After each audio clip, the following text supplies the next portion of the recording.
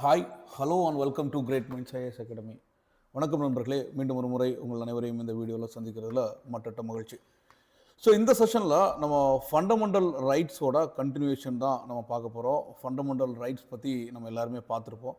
So fundamental ரைட்ஸில் நம்ம போன கிளாஸில் வந்து பார்த்திங்கன்னா இங்கே வந்து ரைட் அகெயின்ஸ்ட் எக்ஸ்ப்ளாய்டேஷன் வரைக்கும் ஆர்டிகிள் 24 வரைக்கும் முடிச்சிருந்தோம். ஸோ அதோட கண்டினியூஷன் தான் இந்த செஷனில் நம்ம பார்க்க போகிறோம். சரிங்களா? ஸோ இதில் அந்த கண்டினியூட்டியை நம்ம கண்டினியூஸாக பார்க்க போகிறோம். ஸோ இது நான் ஏற்கனவே சொன்ன மாதிரி ஃபண்டமெண்டல் ரைட்ஸ்லேருந்து நிறைய கொஸ்டின்ஸ் வருது. ஸோ அந்த வகையில் இந்த செஷன் வந்து உங்களுக்கு இன்னும் ரொம்ப ரொம்ப யூஸ்ஃபுல்லாக இருக்கும். ரைட்டுங்களா? உங்களோட சந்தேகங்கள் இருந்தால் நீங்கள் கமெண்ட்டில் சொல்லிக்கலாம். ஸோ டவுட்ஸ் இருந்தால் டவுட்டை கிளாரிஃபை பண்ணிக்கோங்க. ஸோ இப்போ வந்து பார்த்திங்க அப்படின்னா நம்ம காலையில் பார்த்துருந்தோம் ஃபண்டமெண்டல் ரைட்ஸை வந்து நம்ம அடிப்படை உரிமைகள். ஸோ அதில் வந்து ஃபண்டமெண்டல் ரைட்ஸ் வந்து ஸ்டேட்ஸில் வந்து நெகட்டிவ் அப்ளிகேஷன் ஸ்டேட்ஸுக்கு கொடுக்குது. ஸோ அதை மாதிரி இது வந்து ஃபுல்லாகவே வந்து பார்த்திங்கன்னா ஸ்டேட்ஸ்லேருந்து மக்களை பாதுகாக்குது. அதே இது டிபிஎஸ்பி வந்து ஒரு பாசிட்டிவ் ஆப்ளிகேஷன் கொடுக்குது அப்படின்னு சொல்லி பார்த்துருந்தோம். ஸோ இண்டிவிஜுவல் அதே இது டியூட்டிஸ் வந்து இண்டிவிஜுவலுக்கு ரெஸ்பான்சிபிலிட்டி அப்படின்னு சொல்லி பார்த்துருந்தோம். ஸோ கிளாசிஃபிகேஷனை வந்து constitutional right, statutory rights, legal ரைட்ஸ்னு சொல்லி பிரிச்சிருந்தோம். ஸோ ஃபண்டமெண்டல் ரைட்ஸ் எல்லாமே வந்து லீகல் ரைட்ஸ். ஆனால் எல்லா லீகல் ரைட்ஸும் ஃபண்டமெண்டல் ரைட்ஸ் கிடையாது. ஃபண்டமெண்டல் ரைட்ஸ் வந்து பகுதி 3 12லேருந்து 35 வரைக்கும் இருந்தது. ஸோ ஃபண்டமெண்டல் ரைட்ஸை வந்து மேக்னா கார்ட்டா ஆஃப் இந்தியன் கான்ஸ்டியூஷன் அப்படின்னு சொல்லி நம்ம டிஸ்கஸ் பண்ணியிருந்தோம். இந்தியன் அரசியலமைப்போட மகா சாசனம் அப்படின்னு சொல்லியிருந்தோம். முதல்ல அரசியலமைப்பு தொடங்கும் பொழுது 7 அடிப்படை உரிமைகள் இருந்துச்சு. இப்போ வந்து அடிப்படை உரிமைகள் எத்தனை இருக்குன்னா 6 தான் இருக்குது. ஸோ ரைட் டு ப்ராப்பர்ட்டி வந்து ஃபண்டமெண்டல் ரைட்ஸ்லேருந்து தூக்கிட்டாங்க அப்படின்னு சொல்லி நம்ம பார்த்துருந்தோம். ரைட்டுங்களா? ஸோ அடுத்தது வந்து பார்த்திங்கன்னா ஃபண்டமெண்டல் ரைட்ஸ் வந்து அப்சல்யூட் கிடையாது, அது வந்து நான் அப்சல்யூட். ஸோ அதில் வந்து ரீசனபிள் ரெஸ்ட்ரிக்ஷன்ஸ் கொண்டு வராங்க. சுப்ரீம் கோர்ட் தான் for guardian of the fundamental rights. ஏதேனும் அடிப்படை உரிமைகள் மீறப்பட்டால் நம்ம வந்து டைரெக்டாக சுப்ரீம் கோர்ட்டுக்கு போடலாம் அப்படின்னு சொல்லி பார்த்துருந்தோம். எமர்ஜென்சி வரும்போது 20 and 21 தவிர மீது எல்லாமே கேன்சல் பண்ணப்படும் அப்படின்னு சொல்லி பார்த்துருந்தோம். ஸ்டேட்னா சென்ட்ரல் கவர்மெண்ட்டோ, ஸ்டேட் கவர்மெண்ட்டோ, லோக்கல் பாடிஸோ, இல்லைனா சில இடத்துல பப்ளிக் ஸ்டாச்சுட்டரி பாடிஸோ, சில இடத்துல ப்ரைவேட் பாடிஸை கூட நம்ம ஸ்டேட்டாக வந்து டிஃபைன் பண்ணிக்கலாம் அப்படின்னு சொல்லி பார்த்துருந்தோம். ஆர்டிகிள் 13 நீதித்துறை ஆய்வு அப்படின்னு சொல்லி பார்த்துருந்தோம். அதாவது ஜுடிஷியல் ரிவ்யூ. ஏதாவது சட்டம் இதில் ஃபண்டமெண்டல் ரைட்ஸை மீறப்பட்டுச்சுன்னா அந்த சட்டம் வந்து செல்லுபடி ஆகாது அப்படின்னு சொல்லி பார்த்துருந்தோம். 24வது கான்ஸ்டியூஷனல் அமெண்ட்மெண்ட் 1971 என்ன சொல்லியிருந்தாங்கன்னா, ஒரு பிரசிடென்ட் வந்து அசன்ட் கட்டாயமாக வந்து ஒரு சட்டத்திருத்த, அதாவது அரசியலமைப்பு சட்டத்திருத்த மசோதாவுக்கு கட்டாயமாக சைன் பண்ணும் அப்படின்றது. அப்படி அவர் சைன் பண்ணதுக்கப்புறம் அமெண்ட்மெண்ட் பண்ணதை ஜுடிஷியல் ரிவ்யூ பண்ண முடியாதுன்றாங்க. ஆனால் அதை 1973 கேசவானந்த பாரதி கேஸில் என்ன சொல்கிறாங்க அப்படின்னா, so yes it can be amended, but fundamental rights amend பண்ணிக்கலாம், சேஞ்ச் பண்ணிக்கலாம். ஆனால் ஜுடிஷியல் ரிவ்யூ வந்து பேசிக் ஸ்ட்ரக்சர், அதை வந்து மாற்றவே முடியாது, ஜுடிஷியல் ரிவ்யூ பண்ணுவாங்கன்னு சொல்லியிருந்தாங்க. ஸோ ஃபண்டமெண்டல் ரைட்ஸை வந்து எப்பப்போ நம்ம சஸ்பெண்ட் பண்ணலாம்னா எமர்ஜென்சி டைமில் சஸ்பெண்ட் பண்ணலாம் அப்படின்னு பார்த்துருந்தோம். Emergency, national emergency 3 condition. அதாவது போரோ, இல்லைனா வெளிநாட்டு ஆக்கிரமிப்போ, இல்லைனா ஆயுதம் ஏந்திய கிளர்ச்சியோ உள்நாட்டில் நடந்துச்சுன்னா சஸ்பெண்ட் பண்ணலாம். ஆனால் ஆர்டிகிள் 20, 21 சஸ்பெண்ட் பண்ண முடியாது அப்படின்னு சொல்லி பார்த்துருந்தோம். ஆர்டிகிள் 15, 16, 19, 29, 30 இந்தியன் சிட்டிசன்ஸ்க்கு மட்டும்தான் இருக்கும் அப்படின்னு சொல்லி பார்த்துருந்தோம். ஆர்டிகிள் 16 ஈக்குவாலிட்டி பிஃபோர் லா அப்படின்றது நம்ம யூகேல இருந்தும் ஈக்குவல் ப்ரொடெக்ஷன் ஆஃப் லாஸ் வந்து யூஎஸ்லேருந்து எடுத்திருந்தோம் அப்படின்னு சொல்லி பார்த்துருந்தோம். ஸோ சட்டத்துக்கு முன்னாடி அனைவரும் சமம் அப்படின்னு சொல்லி பார்த்துருந்தோம். ஈக்குவாலிட்டி, அதாவது ரூல் ஆஃப் லா அப்படின்ற கான்செப்ட் வந்து யாரோடது அப்படின்னா ஏவி டைசி அவர் தான் அந்த ப்ரப்போன் பண்ணுறாரு. ஸோ அது வந்து அவர் ஒரு பிரிட்டிஷோட கான்ஸ்டியூஷனல் எக்ஸ்பர்ட் அப்படின்னு சொல்லி பார்த்துருந்தோம்.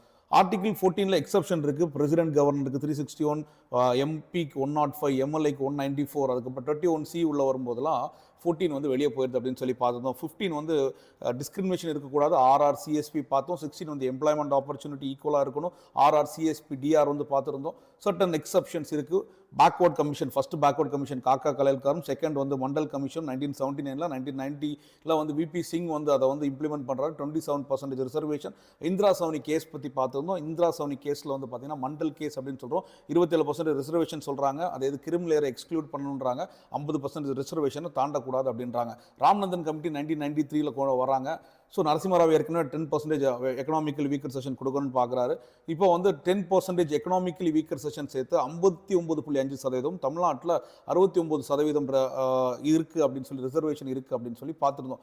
அது மட்டும் இல்லை, we also discussed இதை வந்து தமிழ்நாட்டில் வந்து பார்த்தீங்கன்னா 76th அமெண்ட்மெண்ட் 1996 உள்ள கொண்டு வந்து 9th ஷெட்யூலில் உள்ள கொண்டு வராங்க அப்படின்னு சொல்லி பார்க்குறோம். ஸோ இது 9th ஷெடியூலில் உள்ள கொண்டு வரும்போது என்ன நடக்குது அப்படின்னா அது ஜுடிஷியல் ரிவ்யூ பண்ண முடியாது அப்படின்றாங்க. அதுக்காக வேண்டி தான் 9th ஷெடியூலில் உள்ள கொண்டு வராங்க. ஆனால் ஐஆர் கொய்லோ கேஸில் என்ன சொல்லியிருந்தாங்க அப்படின்னா இல்லை 9th ஷெடியூலில் இருந்தாலும் ஜுடிஷியல் ரிவ்யூ பண்ணிக்கலாம். அதாவது 24 ஏப்ரல் 1973க்கு முன்னாடி இருந்தால் ஜுடிஷியல் ரிவ்யூ பண்ண முடியாது, அதுக்கப்புறம் வந்து இருந்தால் ஜுடிஷியல் ரிவ்யூ பண்ணலாம் அப்படின்னு சொல்கிறாங்க. ஆர்டிகல் 17 வந்து அபாலிஷன் ஆஃப் அன்டச்சபிலிட்டி. அன்டச்சபிலிட்டி எந்த ஃபார்மில் இருந்தாலும் அதை ஒழிக்கணும் அப்படின்னு சொல்லியிருந்தாங்க. 1955 அன்டச்சபிலிட்டி அஃபென்சஸ் ஆக்டும் 1976 ப்ரொடெக்ஷன் ஆஃப் சிவில் ரைட்ஸ் ஆக்டும் போட்டிருந்தாங்க அப்படின்னு சொல்லி பார்த்துருந்தோம். Article 18 abolition of title 1996 Supreme Court வந்து கிளியராக சொல்லிட்டாங்க. எந்த டைட்டில்ஸும் அதாவது பாரத் ரத்னா பத்மா அவார்ட்ஸில் வந்து அது வந்து டைட்டில்ஸில் சேராது, அது அவார்ட்ஸ் தான். ஆனால் அதை வந்து பேருக்கு முன்னாடி சேர்த்துக்கூடாது அப்படின்னு சொல்லி பார்த்துருந்தோம். அதை மாதிரி நம்ம வந்து பார்த்தீங்கன்னா 19 22 freedom of life and liberty வந்து பார்த்துருந்தோம். அதாவது சுதந்திரத்திற்கான உரிமைகள், ரைட் டு ஃப்ரீடம். 19A வந்து ஸ்பீச், பியில் வந்து அசம்பிள் பண்ணலாம், சி வந்து அசோசியேஷனை ஃபார்ம் பண்ணிக்கலாம், டி வந்து இந்தியா முழுசாக மூவ் பண்ணிக்கலாம், இ வந்து எங்கே வேணாலும் நம்ம செட்டில் ஆகிக்கலாம், ரிசைட் பண்ணிக்கலாம், ஜி வந்து என்ன வேலை வேணாலும் நம்ம பண்ணிக்கலாம் அப்படின்னு சொல்லி பார்த்துருந்தோம். ஆனால் அதுலேயுமே ரீசனபிள் ரெஸ்ட்ரிக்ஷன், சாவர்னிட்டி, இன்டெகிரிட்டி, செக்யூரிட்டியோ இல்லைனா வெளிநாட்டு உறவுகளோ, பப்ளிக் ஆர்டரோ, டீசன்சி, மாரலிட்டியும் அதுலேயும் ரெஸ்ட்ரிக்ஷன் இருக்குது. சேம் தான் அசம்பிளி அண்ட் அசோசியேஷன்லேயும் ரெஸ்ட்ரிக்ஷன் வந்து நம்ம சிஆர்பிசின்னு சொல்லக்கூடிய 144 தடை சட்டம் போட்டாலோ, ஐபிசியில் 141 போட்டாலோ வந்து பார்த்திங்கன்னா நம்ம வந்து எங்கேயும் பேச முடியாது, எங்கேயும் கூட முடியாது. அதே மாதிரி மூவ்மெண்ட்ஸ் வந்து ரெஸ்ட்ரிக்ஷன்ஸ் இருக்குது. வெளிநாட்டுக்குள்ளே ரிமூவ் பண்ண பாஸ்போர்ட் வேணும். இன்டர்னலில் சில இடங்களில் ட்ரைபல் ஏரியாஸ் அண்ட் ப்ரொடெக்டட் ஏரியாவில் ரெஸ்ட்ரிக்ஷன் இருக்குது. ஸோ ஃப்ரீடம் ஆஃப் ப்ரொஃபஷன் வந்து பார்த்திங்கன்னா அதில் ரெஸ்ட்ரிக்ஷன்ஸ் இருக்குது. டெக்னிக்கல் அண்ட் குவாலிஃபிகேஷன்ஸ் வந்து தேவை அப்படின்றத பார்க்குறோம். அதே மாதிரி இல்லீகல் விஷயங்களும் பண்ண முடியாது. Protection in case of criminal கேசஸில் எக்ஸ்போஸ்டோ ஃபேக்டோ லாஸ், அதாவது பின்னூட்டமாக ஒரு சட்டத்தை போட்டு ஒருத்தனுக்கு தண்டனை கொடுக்க முடியாது. ரெண்டு தண்டனை வந்து ஒரே கூட்டத்துக்கு கொடுக்க முடியாது. நோ டபுள் ஜியோபாடி, அவனே கட்டாயப்படுத்தி no self incrimination, cannot force into witness சொல்லி பார்க்குறோம். 21 வந்து லைஃப் அண்ட் லிபர்ட்டி. இது வந்து வெளியே உள்ள சிட்டிசன்ஸ்க்கு, ஏலியன்ஸ்க்கு கூட இருக்குது. ஸோ கோபாலன் கேஸில் என்ன சொல்லிட்டாங்க அப்படின்னா கோபாலனை வந்து அரெஸ்ட் பண்ணிட்டாங்க. ஸோ பிடிஏ அப்படின்னு சொல்லி ப்ரிவென்ஷன் டிடென்ஷன் ஆக்ட் 1950 கோபாலனை அரெஸ்ட் பண்ணிட்டாங்க. ஸோ ஆர்டிகல் 21 வயலேட் பண்ணது அவன் சொல்லும்போது இல்லைங்க ப்ரொசீஜர் எஸ்டாப்ளிஷ் பை லா தான் அப்படின்னு சொல்லியிருந்தாங்க.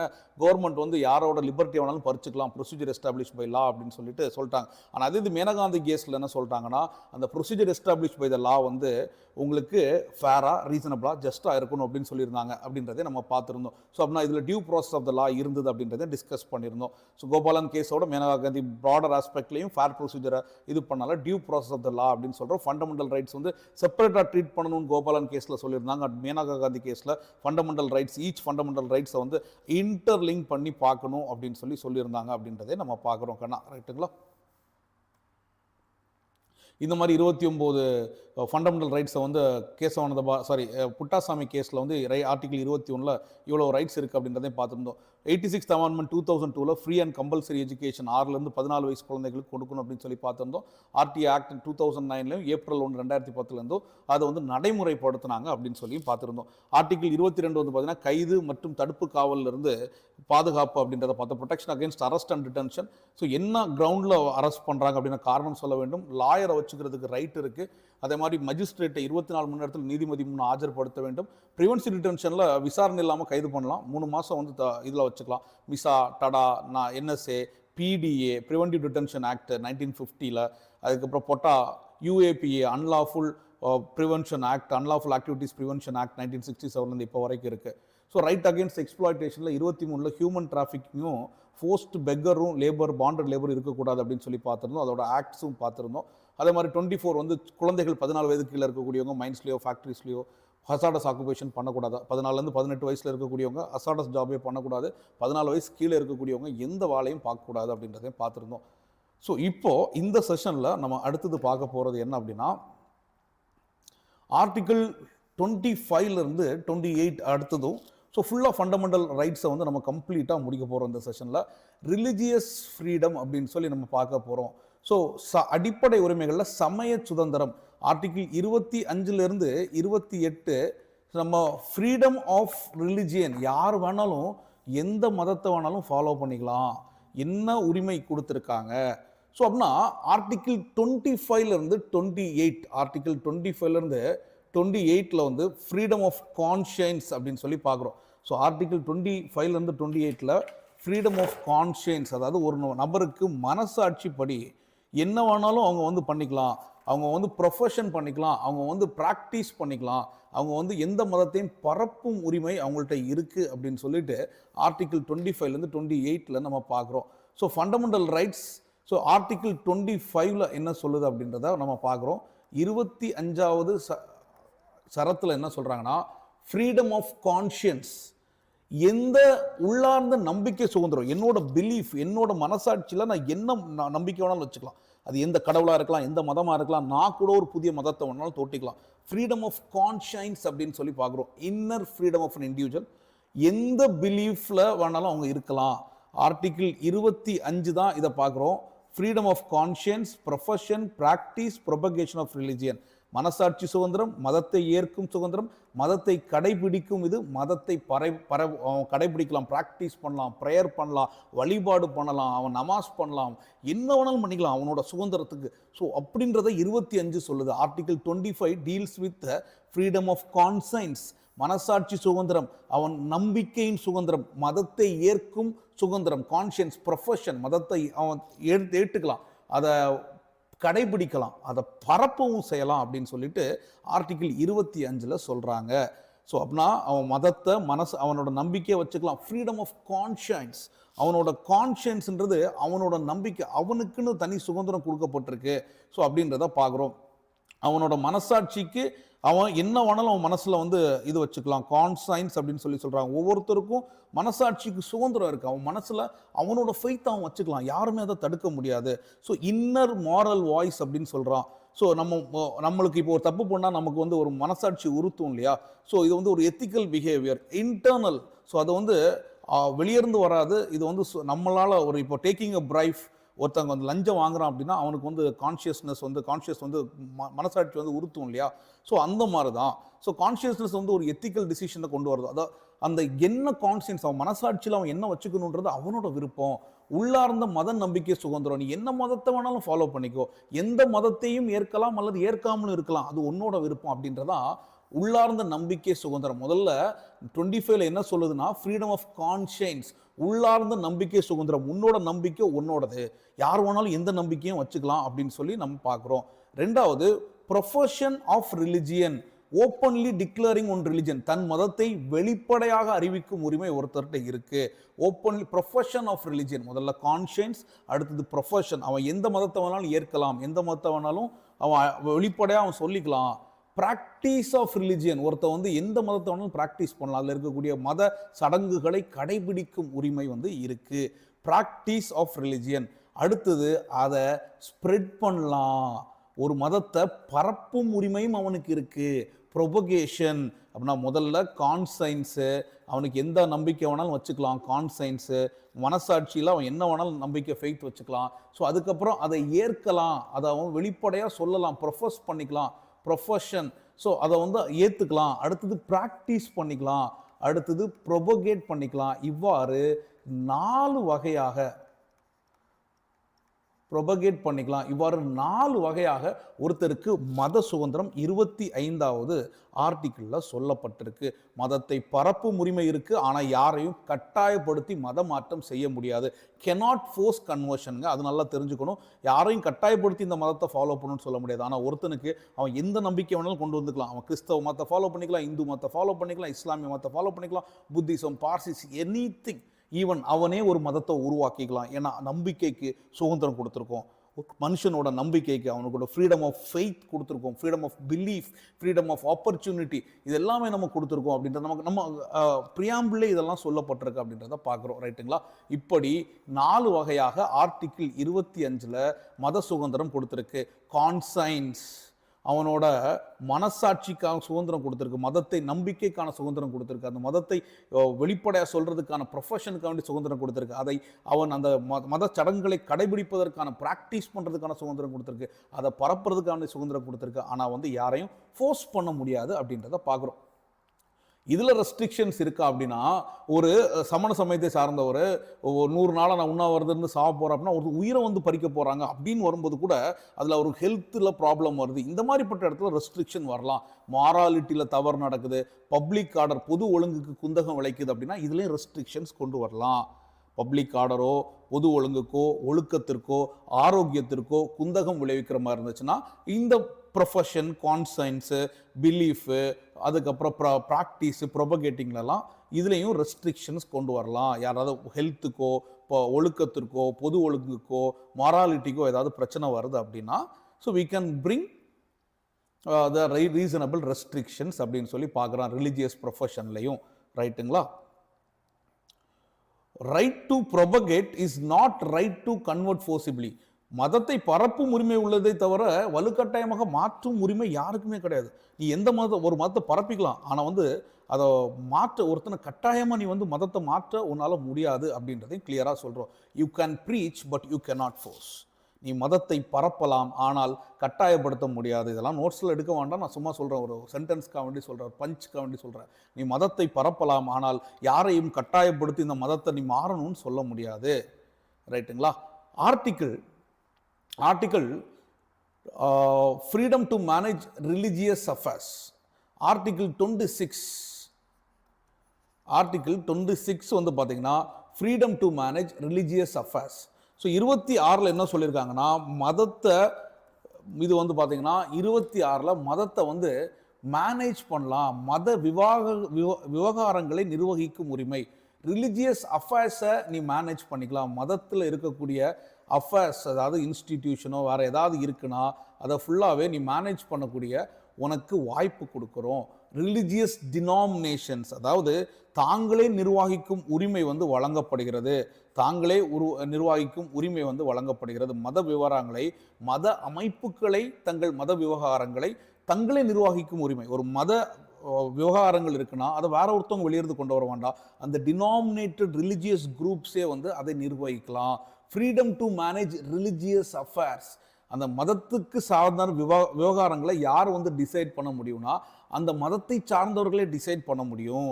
So article 25 conscience, so profession, practice, conscience, profession, practice and propagate அப்படின்னு சொல்லி CPP அப்படின்னு சொல்லி article 25. 26 manage religious affairs. So மத விவகாரங்களை தங்கள் மதத்திலிருந்தே அவர்கள் அதை நிர்வாகம் செய்து கொள்ளலாம், நிர்வகிக்கும் உரிமை வழங்கப்படுகிறது. ஆர்டிகிள் 26. இதெல்லாம் நம்ம ஏற்கனவே பார்த்துருக்கோம். ரைட்டுங்களா? புரியுதுங்களா? ரைட். அடுத்தது article 26. A religious denomination has the right to, இது மத குழுக்கள், மத அமைப்புகள் என்ன உரிமை இருக்குன்னா establish and maintain religious institution. ஒரு கோயிலோ ஒரு சர்ச்சோ ஒரு மசூதியோ அவங்க கிட்ட முடியும். Manage and own its affairs in matter of religion. So அவங்க ரிலிஜியஸ் அஃபேர்ஸ்க்கு இது பண்ணிக்கலாம், ப்ராப்பர்ட்டி ஓன் பண்ணிக்கலாம். அந்த ப்ராப்பர்ட்டியை சட்டத்தின் வழியாக அவங்க அட்மினிஸ்ட்ரேஷன் பண்ணிக்கலாம். மத நிறுவனங்களை தொடங்கி பராமரிக்கக்கூடியது. முதல்ல மேனேஜ் ரிலிஜியஸ் அஃபேர்ஸ், இப்போ establish and maintain religious institution. மத விவகாரங்கள் இப்போ நிறுவனங்களை தொடங்குறதுக்கு அவங்களுக்கு அதிகாரம் இருக்கு அப்படின்றத 26 சொல்லியிருக்கு. முதல்ல மத நம்பிக்கை, அடுத்தது மத விவகாரங்கள், ரிலிஜியஸ் அஃபேர்ஸை மேனேஜ் பண்ணிக்கலாம். அடுத்தது ரிலிஜியஸ் இன்ஸ்டிடியூஷனை தொடங்கி மேனேஜ் பண்ணிக்கலாம். ஸோ அந்த matters of manage its own affairs in matter of religion. அவங்க ப்ராப்பர்ட்டியை ஓன் பண்ணிக்கலாம். அந்த ப்ராப்பர்ட்டியை நிர்வாகம், சட்டத்தின்படி அவங்க நிர்வாகமும் செய்யலாம்.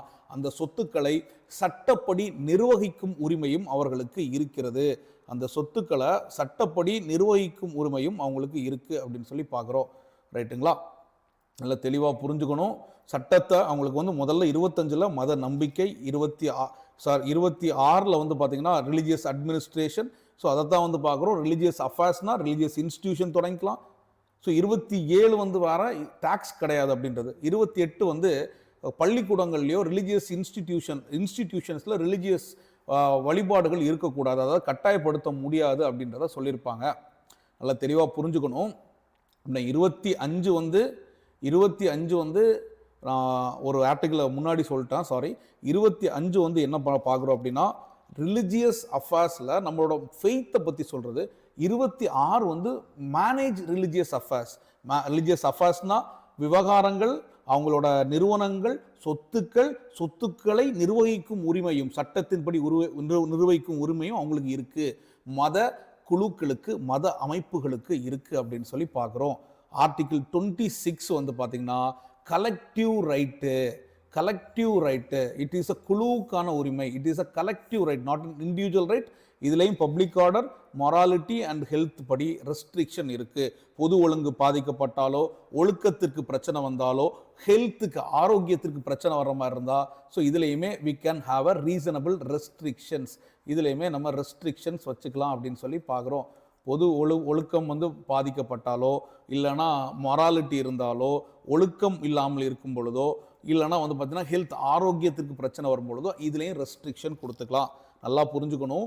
25 ஒரு தனி நபருக்கான உரிமை. ஒரு நபர் எந்த மதத்தை வேண்டுமானாலும் மனதில் வைத்துக்கொண்டு அந்த நம்பிக்கை, மத நம்பிக்கையை வைத்துக் கொள்ளலாம், அந்த மதத்தை வெளிப்படையாக அறிவிக்கலாம், அந்த மதத்தை அவன் வழிபடலாம், அந்த மதத்தின் வழிபாடுகளை செய்யலாம், அந்த மதத்தை பரப்பலாம், ஆனால் யாரையும் கட்டாயப்படுத்த முடியாது. 26 வந்து மத விவகாரங்களை நிர்வாகம் செய்யலாம், அதாவது மத நிறுவனங்களை தொடங்கலாம், அதை மெயின்டைன் பண்ணலாம், அதில் வந்து சொத்துக்களை வாங்கலாம், அதை சொத்துக்களை வந்து சட்டத்தின்படி அவங்க வந்து நிர்வகிக்கவும் செய்யலாம் அப்படின்னு சொல்லி 26 பார்த்துருக்கோம். 25க்கும் 26க்கும் என்ன வித்தியாசம்னா, 25 வந்து ஒரு தனிநபர் உரிமை, இண்டிவிஜுவல் ரைட். 26 வந்து எ டினாமினேஷன் ரைட், ஒரு குழுக்களின் உரிமை அப்படின்னு சொல்லி பார்க்குறோம். ஸோ 25 தனிநபர், 26 ஒரு அமைப்பு உரிமை அப்படின்னு சொல்லி பார்க்குறோம். 25 வந்து ஒரு தனிநபரோட ஃபெய்த்து, இண்டிவிஜுவல் இது. ஸோ 26 வந்து பார்த்தீங்கன்னா கலெக்டிவ் ஆர் குரூப் ரைட் அப்படின்னு சொல்லி பார்க்குறோம். ரைட்டுங்களா? Collective or a group right அப்படின்னு சொல்லி பார்க்குறோம். ரைட்டுங்களா? அடுத்தது ஆர்டிகிள் 27.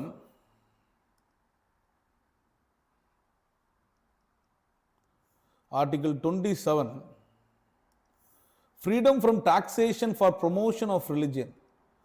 ஸோ ஆர்டிகிள் 27 வந்து மதத்திற்கான வரி விலக்கு. ஒரு மதத்தை பரப்புவதற்காகவோ, ஒரு மதத்தை ப்ரமோட் பண்ணுறதுக்காக வேண்டியோ, மெயின்டைன் பண்ணுறதுக்காக வேண்டியோ எந்த டாக்ஸும் கிடையாது. For maintaining a religion or promoting a religion, there won't be any tax. எந்த டாக்ஸும் கிடையாது. மெயின்டைன் பண்ணுறதுக்கோ ப்ரொமோட் பண்ணுறதுக்கோ there won't be any tax அப்படின்னு சொல்லி பார்க்குறோம். For maintaining or promoting a religion, there won't be any tax. ஒரு மதத்தை பரப்புறதற்கோ, ஒரு மதத்தை ப்ரொமோட் பண்ணுறதுக்கோ, ஒரு மதத்தை மெயின்டைன் பண்ணுறதுக்காகவோ வரி கிடையாது. அப்படின்னா no tax for promotion and maintenance of religion. No tax தான். 27 எந்த நபரையும் கட்டாயப்படுத்த மாட்டார். மதத்தை வளர்க்கும் நோக்கத்திற்காக வரி செலுத்த எந்த நபரும் கட்டாயப்படுத்த மாட்டார். மதத்தை பராமரிப்பதற்காக, மெயின்டைன் பண்ணுறதுக்காக வேண்டியும் promoting and maintenance, there is no tax. There is no tax for promotion and maintenance of a religion. நல்லா புரிஞ்சுக்கணும். எந்த மதத்தை பரப்புறதுக்கோ, எந்த மதத்தை ஒரு மதத்தை வந்து மெயின்டைன் பண்ணுறதுக்கோ, அதாவது மெயின்டைனிங் அல்லனா ப்ரொமோட் பண்ணுறதுக்கோ டாக்ஸ் கிடையாது. 27 டாக்ஸ். 25 தனிநபர் belief. 26 collective responsibility to manage religious affairs. 27 no tax for promoting and maintaining the religion. அவ்வளோதான். சிம்பிள். கிளியருங்களா? Yes, no, maybe. கிளியருங்களா? புரியுதா?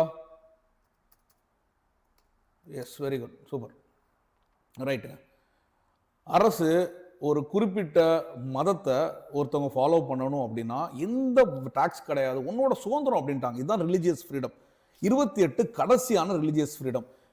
ஸோ ஃபீஸ் ஃபார் ஏதோ ஃபண்டமெண்டல் ரைட்ஸில் எது அலௌட் அப்படின்னு பார்த்தீங்கன்னா, டெம்பிளுக்கு அட்மினிஸ்ட்ரேஷன் ஃபீ, நிர்வாகம் பண்ணுறது, கோயிலெல்லாம் நன்கொடை வாங்குவாங்க, சர்ச்சிலெல்லாம் இது வாங்குவாங்க, வரி வாங்குவாங்க, ஃபீஸ் அண்ட் சர்வீசஸ் அவங்க வாங்கிக்கலாம். Tax for promoting religion, government tax போட்டுக்கலாமா அப்படின்னா கிடையாது.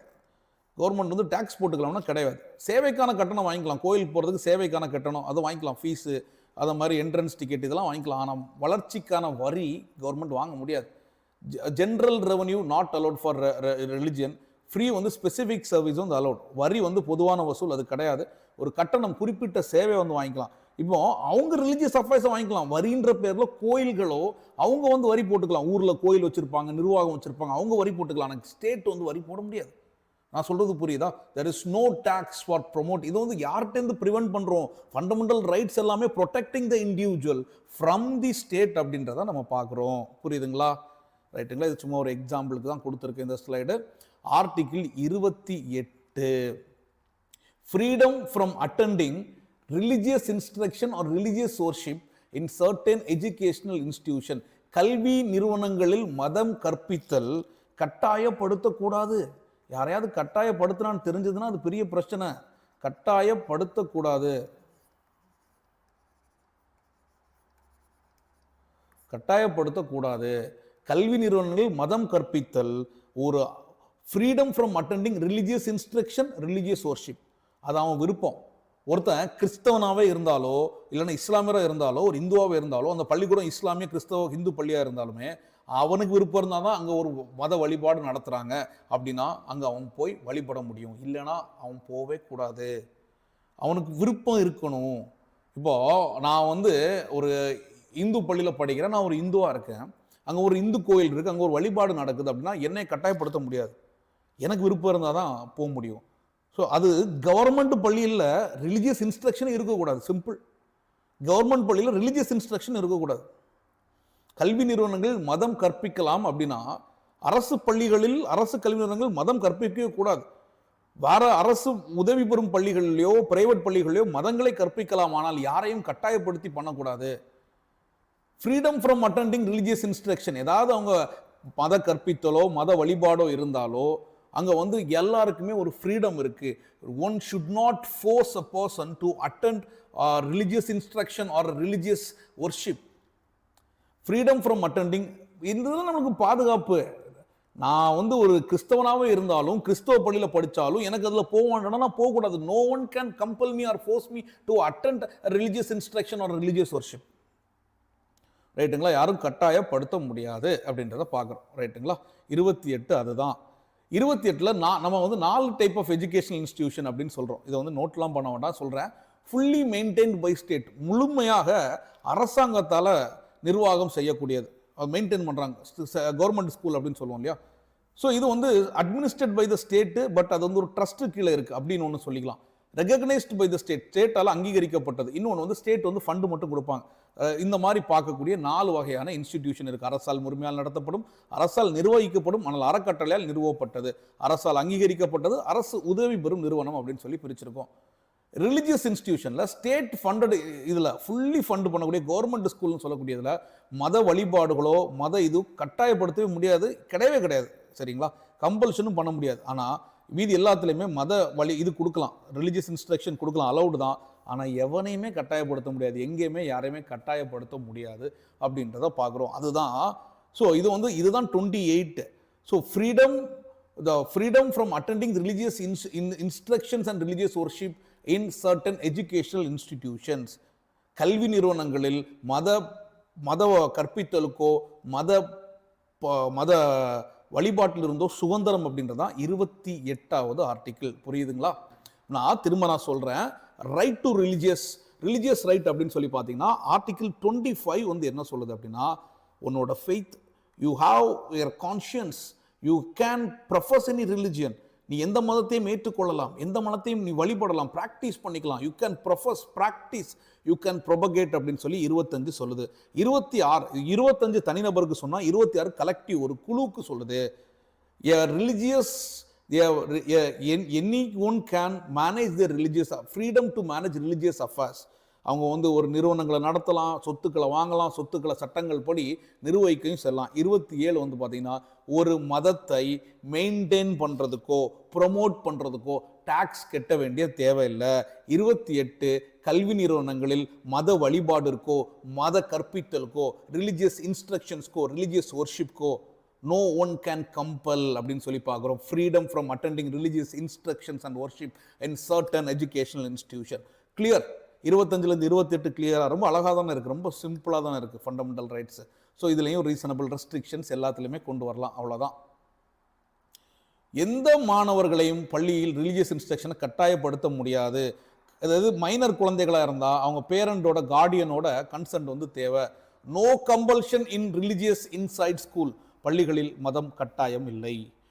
பள்ளிகள் மதத்தை சார்ந்தவர்கள், ஏதோ ஒரு மதத்தை சார்ந்தவர்கள் நிறுவி இருந்தாலும் பள்ளிகளில் மதங்கள் கட்டாயம் இல்லை என்பதுதான் நமக்கு இங்க தெரியுது. ரைட்டுங்களா? புரியுதுங்களா? கிளியர்? Yes, no, maybe?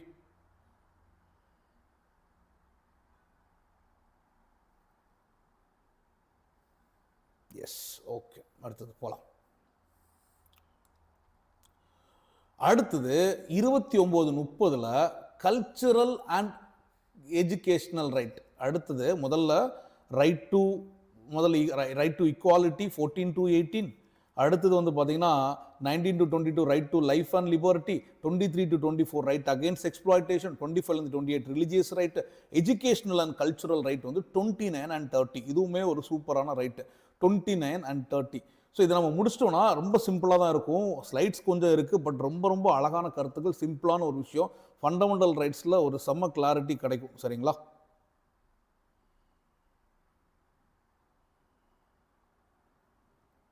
உங்களுக்கு ஏதாவது டவுட்ஸ் இருந்துச்சுன்னா கமெண்ட் பண்ணுங்கள்.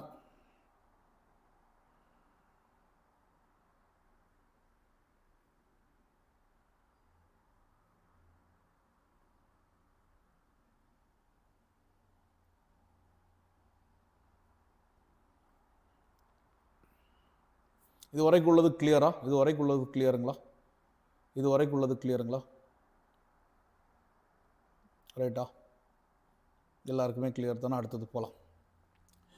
கலாச்சாரம் மற்றும் கல்வி உரிமைகள்.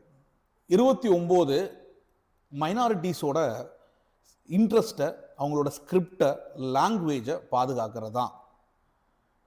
So any section of the citizen, protection of interest of மைனாரிட்டிஸை ப்ரொடெக்ட் பண்ணுறதுக்கான ஒரு விஷயம் தான் ஆர்டிகிள் 29. Article 29 cultural rights. நம்ம ஜல்லிக்கட்டுக்காக வேண்டி ஒரு போராட்டம் பண்ணோம். அதை வந்து ஆர்டிகிள் 29 படி தான் பண்ணாங்க. ஒரு வாட்டி கொஸ்டினே கேட்டிருந்தாங்க. Article 29 of the Indian constitution. So protection of interest of minorities. Article இது வந்து 29 கிடையாது, இது வந்து 29 and 30 தான் cultural and educational right. So அதில் வந்து பார்த்தீங்கன்னா நம்ம 29 என்ன சொல்கிறோம் அப்படின்னா 29 போட்டு protection of interest of minorities, any section of citizens residing in India having a distinct language. இது மைனாரிட்டிஸ்க்கு மட்டும் கிடையாது.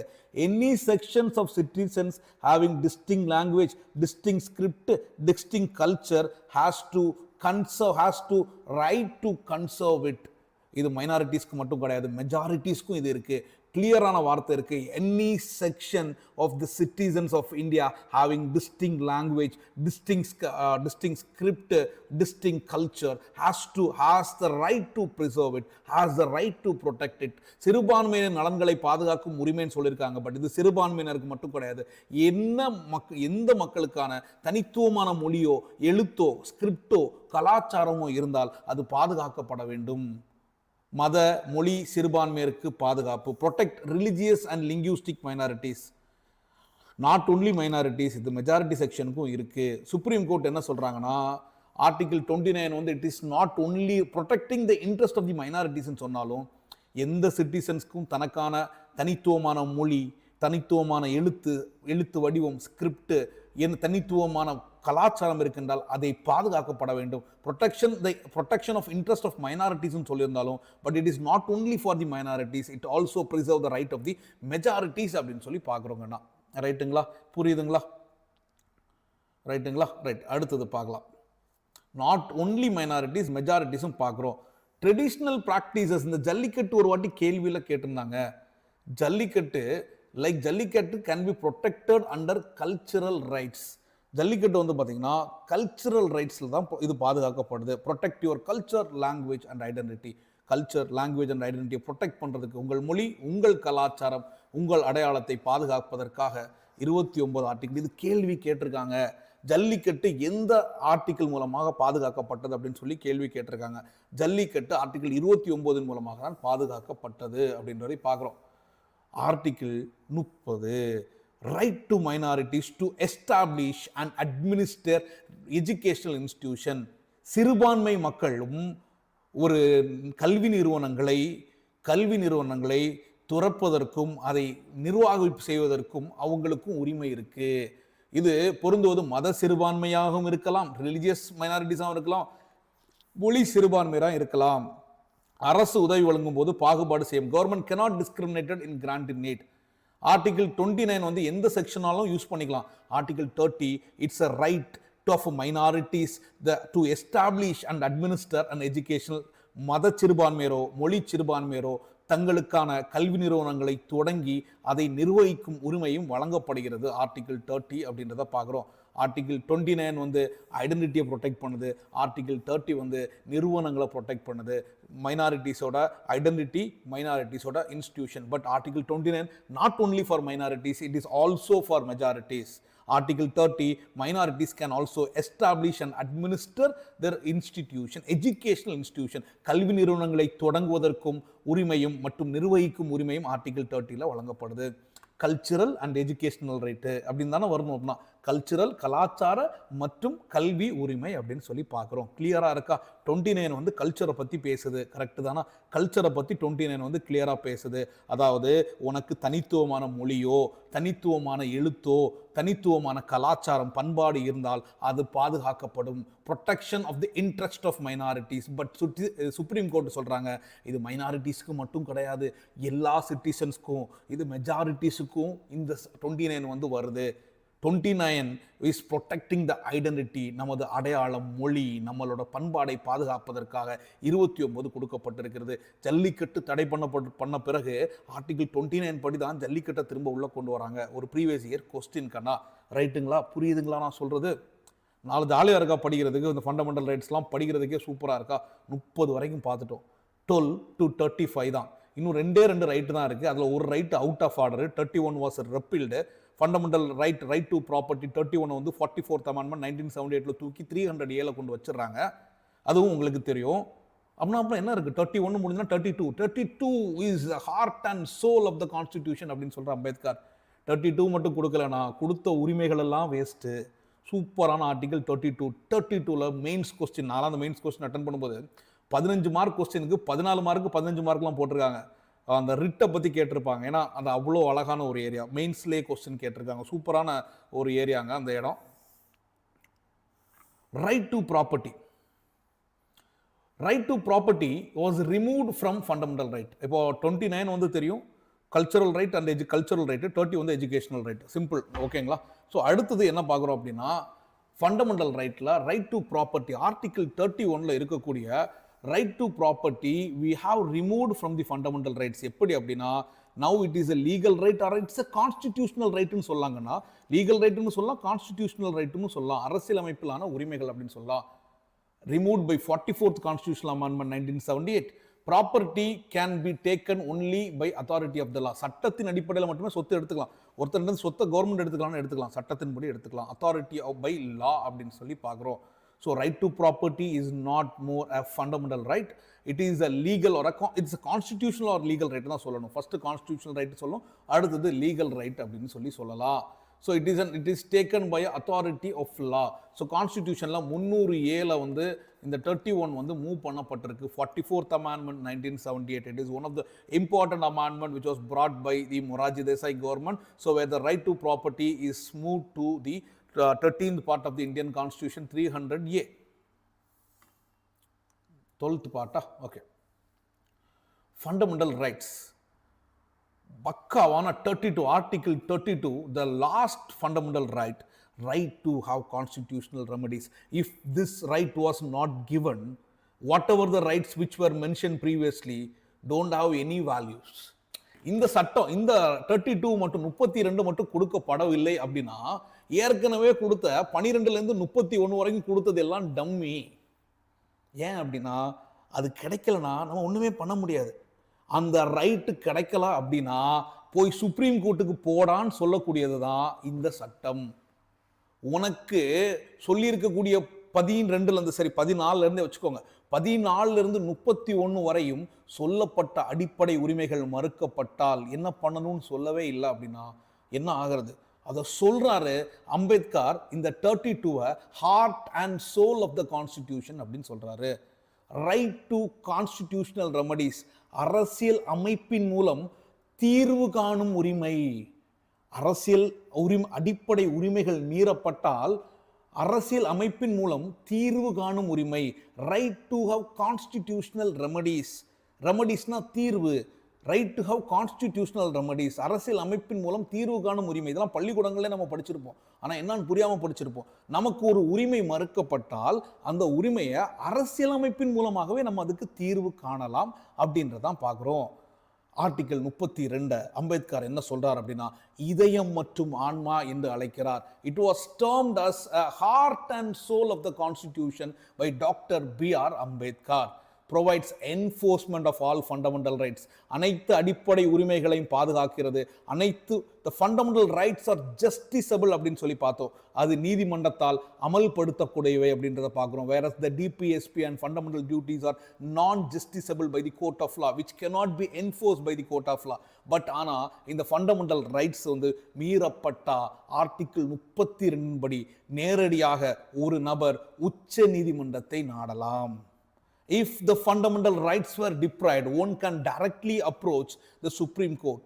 ஸோ இதை வந்து நம்ம ஆர்டிகல் 131ல ஒரிஜினல் ஜூரிஸ்டிகேஷன் சொல்லி பார்க்கும்போது டைரக்டாக சுப்ரீம் கோர்ட் போகிறது ஒரிஜினல் ஜூரிஸ்டிகேஷன், சரிங்களா? ஸோ அந்த வகையில் பார்க்கும்போது இது எடுத்துக்கலாம். 32 is a original jurisdiction. If any one is deprived of their fundamental rights, யாருக்காவது அடிப்படை உரிமைகள் மீறப்பட்டால் they can directly approach the Supreme Court. கிளியருங்களா? Okay. Fundamental rights provides enforcement of fundamental ரைட்ஸை என்ஃபோர்ஸ் பண்ணுறது இந்த ஆர்டிகிள் தான். இது இல்லைனா எங்கே போகிறது? ரைட்ஸை சொல்லிட்டீங்க, அது கிடைக்கலன்னா என்ன பண்ணுறதுன்னு சொல்லவே இல்லைனா, அதனால தான் இதை வந்து ஆன்மா, இதயம், ஹார்ட்டு, லங்ஸ் என்ன வேணாலும் சொல்லிக்கலாம். So heart and soul of the constitution. கிளியருங்களா?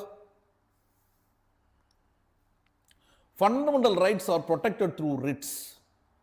பேராணைகள் மூலமாக, ரிட்ஸ்னா பேராணைகனா,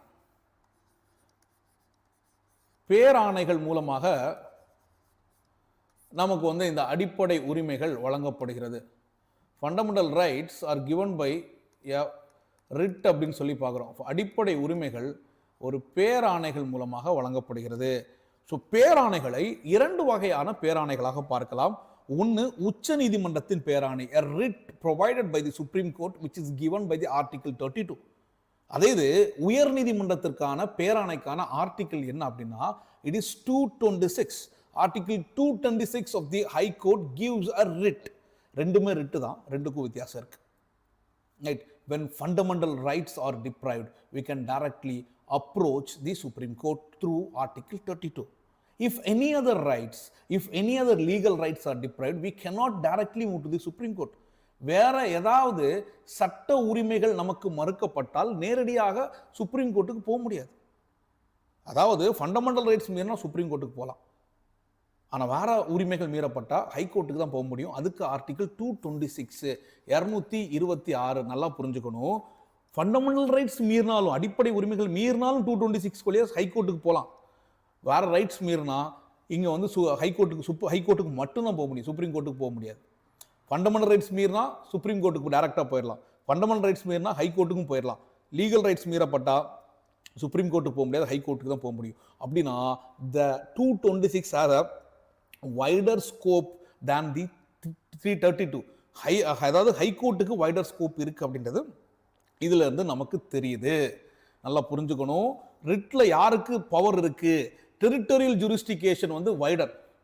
அதாவது சுப்ரீம் கோர்ட் வர்சஸ் ஹையர் கோர்ட்டுக்கு இந்த ரிட்டை பொறுத்த வரைக்கும், பேராணைகளை பொறுத்த வரைக்கும் உச்ச நீதிமன்றத்திற்கு அதிகாரம் அதிகம் பரப்பளவுல. அதாவது டெரிட்டோரியல் ஜூரிஸ்டிகேஷன் இந்தியா ஃபுல்லாக எடுத்துக்கலாம். அந்த ஃபண்டமெண்டல் ரைட்ஸ்க்கு டெரிட்டோரியல் ஜூரிஸ்டிகேஷன் நேரோ தான். ரிட் ஜூரிஸ்டிகேஷன் வந்து டெரிட்டோரியல் ஜூரிஸ்டிகேஷன் சுப்ரீம் கோர்ட்டுக்கு தான். அதாவது யாருக்கு வந்து எல்லை உச்ச வரம்பு அதிகம் அப்படின்னா சுப்ரீம் கோர்ட்டுக்கு தான் நம்மளுக்கு வந்து பவர் ஜாஸ்தி இல்லையா. டெரிட்டோரியல் ஜூரிஸ்டிகேஷன் சுப்ரீம் கோர்ட்டுக்கு வைடர். அதே இது ரிட் ஜூரிஸ்டிகேஷன் ஹை கோர்ட்டுக்கு தான் வைடர். காரணம், சாதாரண உரிமைகள் மறுக்கப்பட்டாலும் டைரக்டா நம்ம சுப்ரீம் கோர்ட்டுக்கு போக முடியாது, ஹை கோர்ட்டுக்கு தான் போக முடியும். அப்படின்னா இங்க வந்து உயர் நீதிமன்றத்திற்கு பேராணை, நீதி பேராணை ரிட் ஜூரிஸ்டிகேஷனுக்கு யாருக்கு அதிகம் அப்படின்னு பார்த்தீங்கன்னா ஹை கோர்ட்டுக்கு தான் அதிகம். சுப்ரீம் கோர்ட்டுக்கு only fundamental rights, but high கோர்ட்டில் ஃபண்டமெண்டல் ரைட்ஸ்க்கும் அதர் லீகல் ரைட்ஸ்க்கும் போகலாம். புரியுதா? எஸ் நோ சொல்லுங்க. புரியுதா? நான் சொல்றது தெளிவாக விளங்குதா? அடிப்படை உரிமைகள்ல நமக்கு வந்து ஹை கோர்ட் இருக்கு, சுப்ரீம் கோர்ட் இருக்கு. அடிப்படை உரிமை மீறினா நான் ஹை கோர்ட்டுக்கு போயிடலாம், மதுரையில் இருக்கு, சென்னையில் இருக்கு, ஹை கோர்ட்டுக்கு போயிடலாம். ஆனால் அடிப்படை உரிமைகள் மீறினா எனக்கு ஒரு சூப்பர் ப்ரொவிஷன் இருக்கு, டைரக்டா சுப்ரீம் கோர்ட்டுக்கு போயிடலாம். ஆனால் வேற உரிமைகள் மீறப்பட்டா நான் வந்து சுப்ரீம் கோர்ட்டுக்கு போக முடியாது, ஆனால் ஹை கோர்ட்டுக்கு போகலாம். அப்படின்னா ரிட் ஜூரிஸ்டிகேஷனில் high courts have a wider jurisdiction. Territorial ஜூரிஸ்டிகேஷனில் உச்ச வரம்பு யாருக்கு அப்படின்னா சுப்ரீம் கோர்ட்டுக்கு தான் பவர் அதிகம். கடைசியாக ஃபைனலாக எங்கே போகலாம்னா சுப்ரீம் கோர்ட்டுக்கு போகலாம். ஆனால் ரிட்டு ஜூரிஸ்டிகேஷனில் வைடர் ஜூரிஸ்டிகேஷன் இருக்கக்கூடியது அங்கே ஹை கோர்ட்டுக்கு தான் போகலாம். ஹை கோர்ட்லேருந்து அப்பீல் பண்ணி சுப்ரீம் கோர்ட்டுக்கு எடுத்துகிட்டு போயிடலாம். ரைட்டுங்களா? அது வேறு. ரைட், அடுத்தது பார்க்கலாம். Article 32 is a guaranteed right. So கட்டாயமாக நமக்கே ரைட்டு. ஆர்டிகல் 226 வந்து நீதிமன்றம் விரும்பும் அதிகாரம் தான். நீதிமன்றம் அதாவது டிஸ்கிரிஷனரி பவர் தான். ரைட்டுங்களா? Article 32 is a guaranteed right.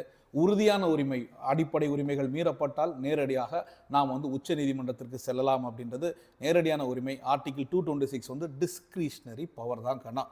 ரைட்டுங்களா? புரியுதுங்களா? விளங்குதா? Right, very good. அடுத்தது பார்ப்போம். இதுதாங்க கோர். ஒரு 5 ரிட் இருக்கு, 5 பேரான இருக்கு. இதுதான் கொஸ்டின்ங்க.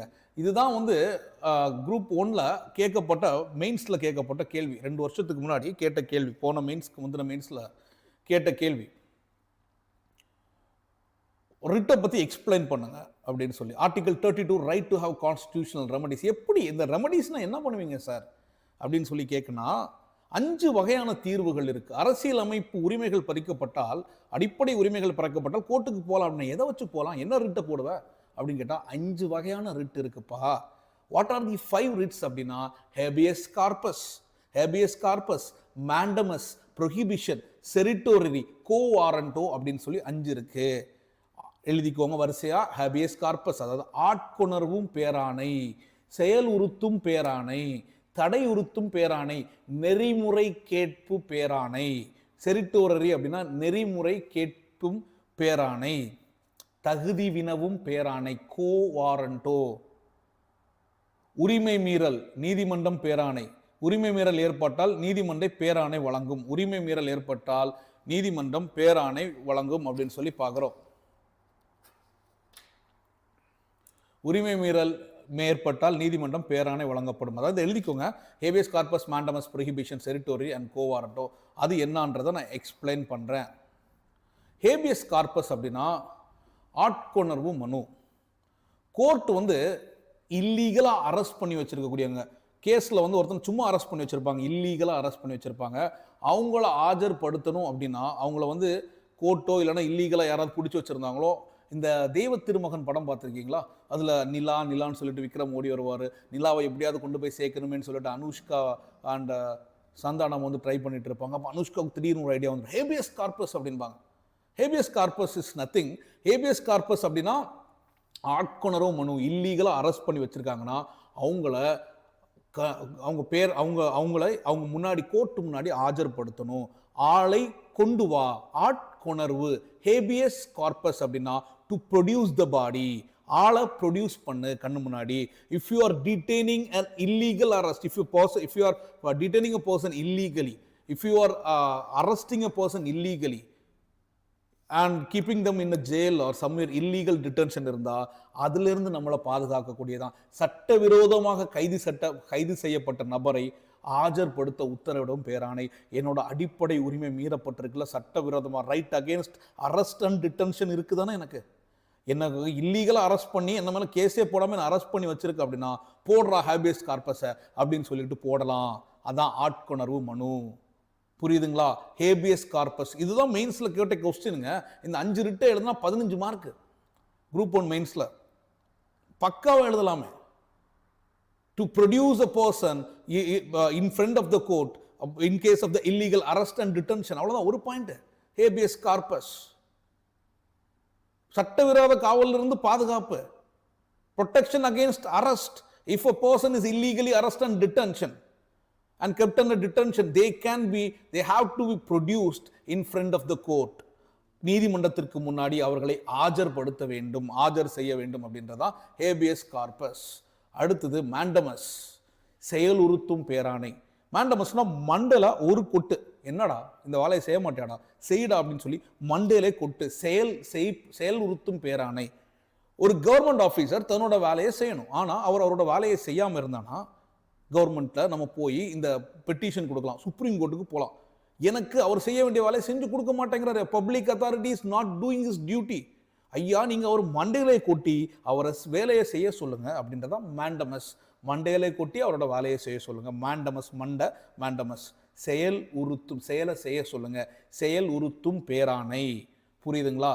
கோர்ட் வந்து ஒரு பப்ளிக் அத்தாரிட்டிகிட்ட உன்னோட வேலையை செய்தா அப்படின்னு சொல்றதான் it's a mandamus. Court orders a public authority to perform its duty. So please do your duty. உன்னோட வேலையை நீ செய் அப்படின்னு சொல்றதா மேண்டமஸ். செயலுறுத்தும் பேராணை, அரசு அதிகாரி தனது கடமையை செய்ய நீதிமன்றம் கட்டளையிடும் பேராணை. நம்ம கோர்ட்டுக்கு போறோம், கோர்ட் சொல்லுது two your task, two your task, உன்னோட வேலையை நீ செய்யு சொல்லி மண்டையிலே 2 கொட்டு கொட்டி செய்றாங்க. It cannot be issued against president, governor or private individual. President, அதுக்காண்டி பிரசிடென்ட் வந்து வேலை செய்ய மாட்டேங்கிறான்னு சொல்லி போடுவியா மேண்டமஸ்? போட. அது கிடையாது. பிரசிடென்ட் கிடையாது, கவர்னர் கிடையாது, பிரைவேட் இண்டிவிஜுவல் கிடையாது. Government authority is not doing their task, not doing their activities. If they are not doing their activities, then we can go to the supreme court and ask them and file a writ of mandamus to ask, the court will ask the government authority to do their, perform their duty. So அதை வந்து கட்டளையிடும். So command, du command அப்படின்னு சொல்லுவோம். இதை du command, du command, command பண்ணுவாங்க, செய்டாவும் வேலையை அப்படின்னு சொல்லி மண்டையில் கூட்டி வேலை செய்வாங்க மேண்டமஸ். கிளியருங்களா? அடுத்தது ப்ரொஹிபிஷன், தடையுறு. ப்ரொஹிபிஷன்னாலே தடை தானே, மது தடை ப்ரொஹிபிஷன் அப்படின்னு சொல்கிறோம். ப்ரொஹிபிஷனால் ப்ரொஹிபிஷன் ஆஃப் அன்டச்சபிலிட்டி, தடை தடை தடை. அப்படின்னா இது எப்பா, இது உன்னோட ஜூரிஸ்டிகேஷன்ல, உன்னோட எல்லைக்கே வராதே. உனக்கு உனக்கு வந்து நான் என்ன சொல்லியிருக்கேன், 5 வருஷத்துக்கு தான் குற்ற தண்டனை தான் நீ வச்சுக்கணும், அதுக்கு மேலே நீ வரவே முடியாது. 5 வருஷத்துக்கு மேலே ஒருத்தன் தண்டனை கொடுத்தானா நீ கொடுக்கவே முடியாது அப்படின்னு ஒரு வச்சிருக்கேன். 10 லட்ச ரூபாய்க்கு மேலே நீ வந்து ஒரு கேஸ் எடுக்க முடியாது, அதுக்கு உயர் நீதிமன்றத்துக்கு தான் போகணும். இப்படிலாம் இருக்கே, நீ எப்படி இந்த கேஸ் எடுப்ப? எப்படி உன்னால் எடுக்க முடியும்? உன்னோட வரம்புக்கே வராதே. It doesn't comes under your jurisdiction, so that the court orders, the court prohibits. இது வந்து தடையுறுத்தும் பேராணை, உனக்கு தடைடா, நீ தடை அப்படின்னு சொல்லி prohibits, ஸ்டாப் பண்றாங்க. Court stops a lower court from exceeding its jurisdiction. கீழமை நீதிமன்றம் தனது அதிகாரத்தை மீறினால், தனது வரம்பை மீறினால் அதை தடுக்க வழங்கப்படும் பேராணை. If a lower court is exceeding its jurisdiction, then the writ is given to stop its action. So court வந்து லோவர் கோர்ட்டை ஸ்டாப் பண்ணுறதுக்காக வேண்டி கொடுக்கக்கூடிய ஆக்ஷன் தான் இந்த ப்ரொஹிபிஷன், தடையுறுத்தும் பேராணை. ஆட்கொணர்வு மனு, ஹேபியஸ் கார்பஸ், செயலுறுத்தும் பேராணை, எனது மாண்டமஸ். அடுத்தது இங்கே வந்து நம்ம ப்ரொஹிபிஷன், தடையுறுத்தும் பேராணை, to restrict the lower courts exceeding its jurisdiction from by higher court. அவ்வளோதான், சிம்பிள். புரியுதுங்களா? இது கோர்ட்டு கொடுக்குறது. எப்போ நீ உன் எல்லையை தாண்டி போறப்ப you have one certain jurisdiction, you should not cross your jurisdiction. That's the thing, right? Clear? Yes, no? அடுத்தது போலாமா? ப்ரொஹிபிஷன்னா என்னன்னு பார்த்தாச்சு, மாண்டமஸ் ஹேபியஸ் கார்பஸ்னா என்னன்னு பார்த்தாச்சு. இது 15 mark கொஸ்டின்ங்க. Article 32, by Article 32, the Constitution provides the right to have constitutional remedies. Dr. Ambedkar says this as a heart and soul of the Constitution. அரசியலமைப்பின் ஆன்மா மற்றும் இதயம் என்று சொல்கிறார். இது வந்து நம்மளோட it enforces the fundamental rights. Fundamental ரைட்ஸை வந்து கட்டாயப்படுத்துகிறது, அதை வந்து சட்டமாக்கப்படுகிறது, அதை வந்து என்ஃபோர்ஸ் பண்ணப்படுது, அதை வந்து நீதிமன்றத்தில் நம்ம வந்து அமல்படுத்த முடியுது அப்படின்றத பார்க்குறோம். அதை 5 வகையின் மூலமாக 5 ரிட் இருக்குது, 5 பேராணைகள் இருக்குது. ஒன்று ஹேபியஸ் கார்பஸ், ஆட்கொணர்வு மனு, 2வது வந்து மாண்டமஸ் செயலுறுத்தும் பேராணை, 3வது வந்து பார்த்தீங்கன்னா தடையுறுத்தும் பேராணை ப்ரொஹிபிஷன். ஸோ 4வது வந்து பார்த்தீங்கன்னா செரிட்டோரரி. முடிய போது பாருங்க. 32 முடிஞ்சதுன்னா அதுக்கப்புறம் என்ன இருக்க போகுது யோசிச்சு பாருங்க. 3 article 33, 34, 35 right outside the fundamental ரைட்ஸ்னு கொஞ்சம் ரைட்ஸ் இருக்கு. ரொம்ப சிம்பிளான விஷயம். அந்த ஃபண்டமெண்டல் ரைட்ஸ் வந்து முடிய போகுது. It's a very good topic. When you go revise it again and again, there is nothing, there won't be anything. So but இதை வந்து நம்ம கிளியர் கட்டாக பார்த்துருக்கோம், அவ்வளோதான் இங்கே நம்ம பார்க்குறது, ரைட்டுங்களா? செரிட்டோரரி, நெறிமுறை, to be certified, to be informed or to be certified what is happening. Certiorari அப்படின்னா to be informed or to be certified, கீழமை நீதிமன்றத்தை தவறாக ரத்து செய்யும். செரிட்டோரரி அப்படின்னா டு பி சர்டிஃபைட் அப்படின்னு சொல்றோம். செரிட்டோரரி நெறிமுறை கேட்பு பேராணை. செரிட்டோரரி அப்படின்னா to be certified or to be informed. ஒரு என்ன நடக்குதுன்னு சொல்லு. So certiorari to be certified or to be informed. செரிட்டோரரினா to be certified or to be informed தான் meaning. A higher court calls for the records of a lower court. அது வந்து and quashes its order without jurisdiction in excess of jurisdiction, violating the natural justice. ஒரு example, ஒரு tribunal, ஒரு தீர்ப்பாயம் ஒன்று இருக்கு, அது decision without hearing one party, ஒரு பார்ட்டியை ஹியர் பண்ணாமலே அது டிசிஷனை கொடுத்துருது. ஹையர் கோர்ட் வந்து செரிட்டோரரி கொடுத்து அது எப்படி நீ பண்ணலாம்? You should have hear both of the parties, right? ரெண்டு பேர்கிட்ட நீ கேட்டுட்டு தான் முடிவு எடுக்க முடியும், கேன்சல் பண்ணிக்கலாம். Certiorari is a writ issued by a higher court to quash the order of a lower court or tribunal for lack of excess of jurisdiction or violation of natural. இது வந்து செரிட்டோரரி சர்டிஃபிகேட் மிஸ்டேக், கேன்சல் இட். இது வந்து தப்பு பண்ணியிருக்க, நீ cancel பண்ணு, quash பண்ணு அப்படின்னு சொல்லி நெறிமுறை கேட்பு பேராணை. நீ எப்படி இது பண்ணாமல் இருக்கணும் அப்படின்னு சொல்லிட்டு, ஸோ செரிட்டோரரி வந்து நெறிமுறை கேட்பு பேராணை. நம்ம ப்ரொஹிபிஷன்னா உன்னுடைய ஜுடிஷியரி எக்ஸீட் பண்ணிட்ட, ஸோ இது வந்து டு பி சர்டிஃபைட் செரிட்டோரரி. ப்ரொஹிபிஷன்னா ஸ்டாப் பண்ணு அப்படின்றாங்க, டு பி இன்ஃபார்ம்ட். ஸோ ஒரு ஆர்டர் பாஸ் பண்ணதுக்கு அப்புறம் வந்து கொடுக்கறது வந்து செரிட்டோரரி, புரியுதா? நெறிமுறை கேட்பு. ஆர்டர் பாஸ் பண்ணதுக்கு அப்புறம் கேட்கறது வந்து செரிட்டோரரி. ஆர்டர் பாஸ் பண்றதுக்கு முன்னாடி ஸ்டாப் பண்றது ப்ரொஹிபிஷன், புரியுதுங்களா? ஆர்டர் பாஸ் பண்ணதுக்கு அப்புறம் கேட்கறது சர்டிஃபிகேட், என்ன பண்ணான்னு சர்டிஃபை பண்றா, to be certified, to be informed what's happening. அப்படி அது தப்பா இருந்துச்சுன்னா குவாஷ் பண்ணுவான். ஆர்டர் பாஸ் பண்றதுக்கு முன்னாடி கொடுத்தா அது ப்ரொஹிபிஷன். குவாஷ் வந்து ஆல்ரெடி கிவன் ஆர்டர் இது பண்ணுவாங்க, இது வந்து ப்ரொஹிபிஷன்ல ப்ரிவென்ட் பண்ணுவாங்க, ப்ரொசீடிங்ஸை ப்ரிவென்ட் பண்ணுவாங்க. ஸோ இது வந்து கரெக்டிவ் நேச்சர், அது வந்து ப்ரிவென்டிவ் நேச்சர், புரியுதுங்களா? ப்ரொஹிபிஷன்றது ப்ரிவென்டிவ் நேச்சர், இது வந்து கரெக்ட் பண்ணுவாங்க, to be certified. When lower court acted without jurisdiction, excess jurisdiction, natural justice violate பண்ணா செரிட்டோரரியை பயன்படுத்துவாங்க. ஜுடிஷியல் அண்ட் கோசி ஜுடிஷியல் பாடிஸ்ல இருக்கும், இதுவும் அப்படிதான், ஜுடிஷியல் அண்ட் கோசி ஜுடிஷியல். கிளியருங்களா? ரெண்டுக்கும் வித்தியாசம் புரியுதுங்களா? ஸோ நிறைய பேருக்கு இந்த வித்தியாசமே தெரியாமல் படிச்சுட்டு இருப்பீங்க. சும்மா to be inform, to be certified அப்படின்னு சொல்லியெல்லாம் படிக்கக்கூடாது. இது கிளியரான ஒரு ஏரியா, ரிட்டுக்கு கிளியராக ஒரு விஷயம் தெரியணும், ரைட்டுங்களா? ரிட்டில் ஹேபியஸ் கார்பஸ் இருக்குது, மேண்டமஸ் இருக்குது, ஸோ செரிட்டோரரி இருக்குது, ப்ரொஹிபிஷன் இருக்குது. ப்ரொஹிபிஷன்னா அது நடந்துகிட்டே இருக்கும் பொழுது ப்ரிவென்டிவாக பண்ணக்கூடியது. செரிட்டோரரினா ஏற்கனவே முடிஞ்சதை கரெக்டிவ் ஆர்டர் பண்ணுறது, to be inform, to be certified what is happening, and if it is wrong the higher court will quashes the orders of the lower court. கிளை நீதிமன்றத்தின் தவறான தீர்ப்பை ரத்து செய்யும் வழங்கப்படும் பேராணை. நீங்க கேட்கலாம், இதுவும் ப்ரொஹிபிஷன் ஒன்று தானே அப்படின்னா, ப்ரொஹிபிஷன் முடிகிறதுக்கு முன்னாடியே, ஒரு ஆர்டர் பாஸ் பண்ணுறதுக்கு முன்னாடியே பண்ணுறது ப்ரொஹிபிஷன். ஆர்டர் பாஸ் பண்ணதுக்கு அப்புறம் வயலேட் பண்ணியிருந்தாலோ, ஒரு ஜூரிஸ்டிகேஷனை எக்ஸீட் பண்ணியிருந்தாலோ, நேச்சுரல் ஜஸ்டிஸை வயலேட் பண்ணியிருந்தாலோ, they can use this certiorari நெறிமுறை கேட்பு பேராணையை பயன்படுத்திக்கலாம். புரியுதா கண்ணா? புரியுதா? கிளியரா இருக்கா? அடுத்தது கோ வாரண்டோ, தகுதி வினவு பேராணை. தகுதி வினவு பேராணை. ஒருவர் ஒரு அரசு வேலைக்கு போகிறார் என்றால் அவர் எந்த தகுதியில் இவர் இந்த வேலை, இந்த பதவியை வகிக்கிறார் என்பதை கேள்வி வினவும் தகுதி. அவர் எந்த தகுதியில் இந்த வேலைக்கு வந்திருக்காரு. நீங்க கஷ்டப்பட்டு படிப்பீங்க, நீங்க வந்து ரொம்ப நாளாக யூபிஎஸ்சியோ டிஎன்பிஎஸ்சியோ ப்ரிப்பேர் பண்ணிருப்பீங்க. உங்க பக்கத்து வீட்டு பையன் படிச்சிருக்கவே மாட்டான், திடீர்னு வந்து பார்த்தீங்கன்னா அவர் வந்து ஒரு குரூப் 2 ஆஃபீஸராக உட்காந்துருக்காருன்னா உங்களுக்கே டவுட் வந்துச்சுன்னா, இவர் எப்படி படிக்கவே இல்லை அப்படின்னா, இவர் எந்த தகுதியின் அடிப்படையில் இவர் இந்த அரசு பதவியில் வகிக்கிறார் என்பதை வினவும் பேராணை தான் தகுதி வினவும் பேராணை. Court questions by what authority, ஒருவர் பொது பதவியில் இருக்க தகுதி உள்ளதா என்று விசாரிக்கும் பேராணை, அதுதான் கோ வாரண்டோ. கோ வாரண்டோ அப்படின்றது what authority a person holds a public, இது வந்து பார்க்குறதா கோ வாரண்டோ அப்படின்னு சொல்லி பார்க்குறோம். ஸோ கோ வாரண்டோ அப்படின்றது it is a questions by the court to a person how they hold the public office அப்படின்றதா இந்த கோ வாரண்டோ அப்படின்னு சொல்லி பார்க்குறோம். என்ன அத்தாரிட்டியில் ஒருத்தர் இந்த பதவியை வச்சுக்கிறாரு, ஒரு லா படியா, ஒரு ஸ்டாச்சூஸ் படியா, ஒரு பர்சன் இஸ் குவாலிஃபைட் லீகலியா இல்லீகலியா. ஸோ அதை வந்து நம்ம if someone becomes a vice chancellor for example without a required qualification, அவர் குவாலிஃபிகேஷன் இல்லைனா we can put a co warranto, writ போட்டுக்கலாம், போட்டு அவரை வந்து ரிமூவ் பண்ணிக்கலாம். co warranto is a writ issued by the court to question the legality of a person's claim to a public office and outs them if they claim is invalid. If it's invalid, அவங்கள வந்து தூக்கிடலாம், பதவியிலேருந்து தூக்கிடலாம். அவ்வளோதான் கோ warranto. So இப்போ 5 பார்த்துட்டோம், ரைட்டுங்களா? 5 என்னென்ன பார்த்தோம்? Habeas corpus ஆட்கொணர்வு மனு பார்த்தோமா, ரைட்டா? அது கிளியராக இருக்கா? ரெண்டாவது வந்து பார்த்தீங்கன்னா மேண்டமஸ் பார்த்தோமா, மேண்டமஸ் அப்படின்னா அவங்கள வந்து மண்டையிலே கூட்டி நெறியுறுத்தும் பேராணை, அவங்க வந்து கமாண்ட் பண்ணும் அப்படின்னு சொல்லிட்டு செயலுறுத்தும் பேராணை, செயலுறுத்தும் பேரை கமாண்ட் பண்ணும் அப்படின்னு சொல்லி பார்த்துட்டோம்.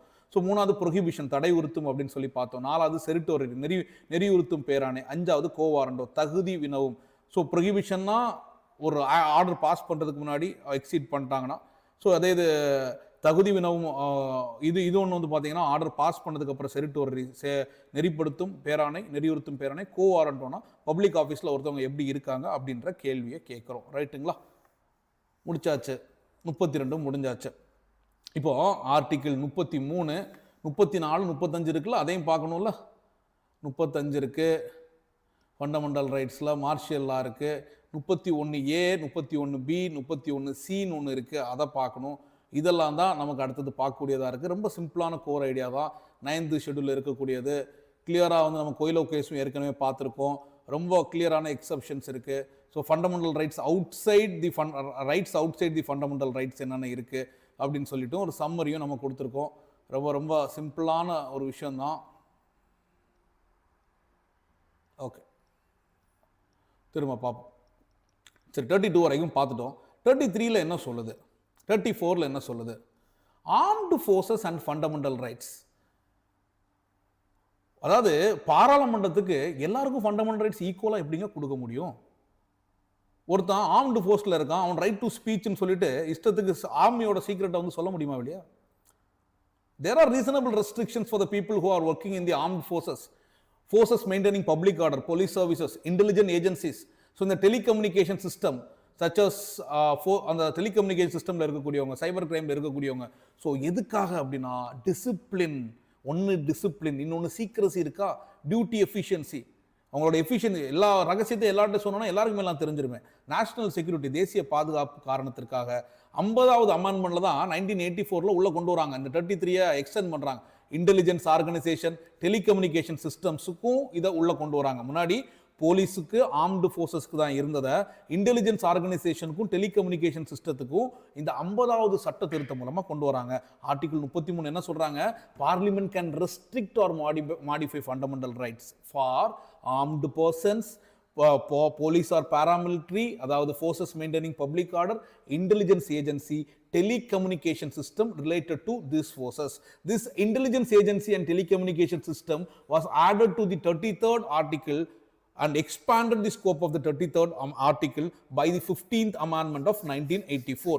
50வது சட்ட திருத்தம் மூலமாக 1984 தான் இந்த நுண்ணறிவு அமைப்புகள், that is intelligent organizations and தொலைத்தொடர்பு அமைப்புகள், படைகள் தொடர்புடைய தொலைத்தொடர்பு அமைப்புகளும் 50வது சட்ட திருத்தத்தின் மூலமா உள்ள கொண்டு வர்றாங்க அப்படின்றத பார்க்குறோம்.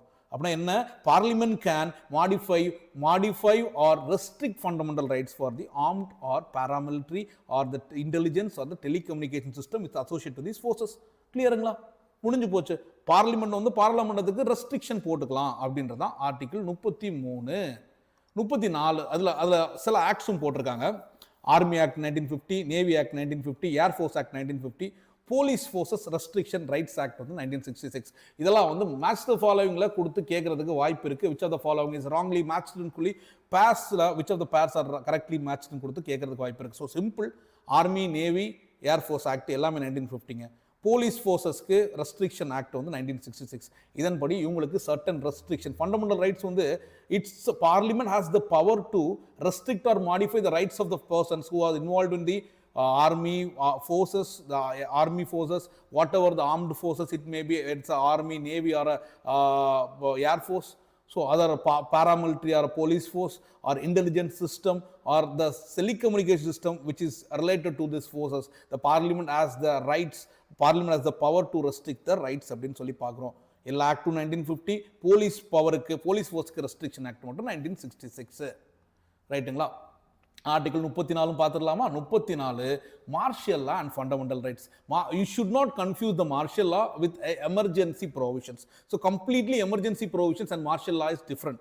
ஸோ மார்ஷியல் லா அப்படின்னா ராணுவ ஆட்சி அப்படின்னு சொல்லுவோம். இட்ஸ் அ ராணுவ ஆட்சி. மார்ஷியல் லா வரும்போது ஃபண்டமெண்டல் ரைட்ஸ் என்ன ஆகுது? அதான் 34. 33 வந்து ஆர்ம்டு ஃபோர்ஸஸுக்கு என்ன ரெஸ்ட்ரிக்ஷன் ஆன் ஃபண்டமெண்டல் ரைட்ஸ். 34 வந்து martial law is impose in any area. Yes, the fundamental rights can be restricted. Parliamentary can indemnify officials for action taken. இங்கு அடிப்படை உரிமைகள் குறைக்கப்படலாம், அதே நேரத்தில் செயல்பட்ட அதிகாரிகள் பாராளுமன்றம் பாதுகாக்க அதிகாரம் உண்டு. ஸோ அவங்கள இன்டெம்னிட்டி, அவங்கள ப்ரொடெக்ட் பண்ணுறதுக்கு indemnify officials for actions taken. So அவங்க ஆக்ஷன்ஸ் இது பண்ணுறது அந்த அதிகாரிகளை பாதுகாக்க முடியும். So fundamental rights can be restricted to the martial law. இராணுவ ஆட்சியின் போது அடிப்படை உரிமைகள் இது பறிக்கப்படலாம், ரெஸ்ட்ரிக்ட் பண்ணலாம், அடிப்படை உரிமைகள் குறைக்கப்படலாம். அதே நேரத்தில் அந்த செயல்பட்ட அதிகாரிகள் பார்லிமெண்ட் கேன் இன்டெம்னிஃபைனா ப்ரொடெக்ட் அப்படின்னு சொல்லுவோம். அஃபீஷியல்ஸை அவங்க ஆக்ஷன்ஸ் எடுத்ததுக்கு பார்லிமெண்ட் ப்ரொடெக்ட் பண்ணலாம். ராணுவ ஆட்சி நடக்குது, மார்ஷியல் லா கான்ஸ்டியூஷன்ல டிஃபைன் பண்ணியிருக்கான்னு ஒரு கொஸ்டின் கேட்கலாம். நோ வேர் இந்த constitution the martial law is defined. இந்த கான்செப்ட் எங்கேருந்து பாரோ பண்ணோம் அப்படின்னா பிரிட்டிஷ் கான்ஸ்டியூஷன்லேருந்து, நம்ம பிரிட்டிஷ் சிஸ்டத்துலேருந்து பாரோ பண்ணோம். மிலிட்ரி கண்ட்ரோல், சிவிலியன் அட்மினிஸ்ட்ரேஷனில் மிலிட்ரி கண்ட்ரோல் பண்ணுறதா நம்ம மார்ஷியல் லான்னு சொல்கிறோம். நம்ம சிவிலியன் அட்மினிஸ்ட்ரேஷனை கவர்மெண்ட் மிஷினரி ஃபெயிலியர் ஆகும்போது, ஸோ சிவிலியன் அட்மினிஸ்ட்ரேஷனை ஃபுல்லாக இந்தியாவில் மிலிட்ரி ரோல் இது வரைக்கும் மார்ஷியல் லா வந்ததில்லை, மார்ஷியல் ரூல் வந்ததில்லை. ஸோ எமர்ஜென்சி வந்திருக்கு. மார்ஷியல் லா வந்து மிலிட்ரி வந்து கம்ப்ளீட்டாக சிவிலியன் அட்மினிஸ்ட்ரேஷன் எடுத்துக்கிறதா மார்ஷியல் லா. மார்ஷியல் லா வரும்போது ஃபண்டமெண்டல் ரைட்ஸை ரெஸ்ட்ரிக்ட் பண்ணிக்கலாம்.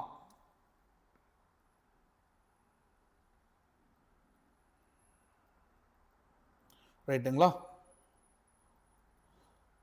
இது பார்த்தாச்சு. இந்த கான்செப்ட் வந்து பிரிட்டிஷ் சிஸ்டத்துலேருந்து எடுத்தது, கான்ஸ்டியூஷனில் டிஃபைன் பண்ணலை.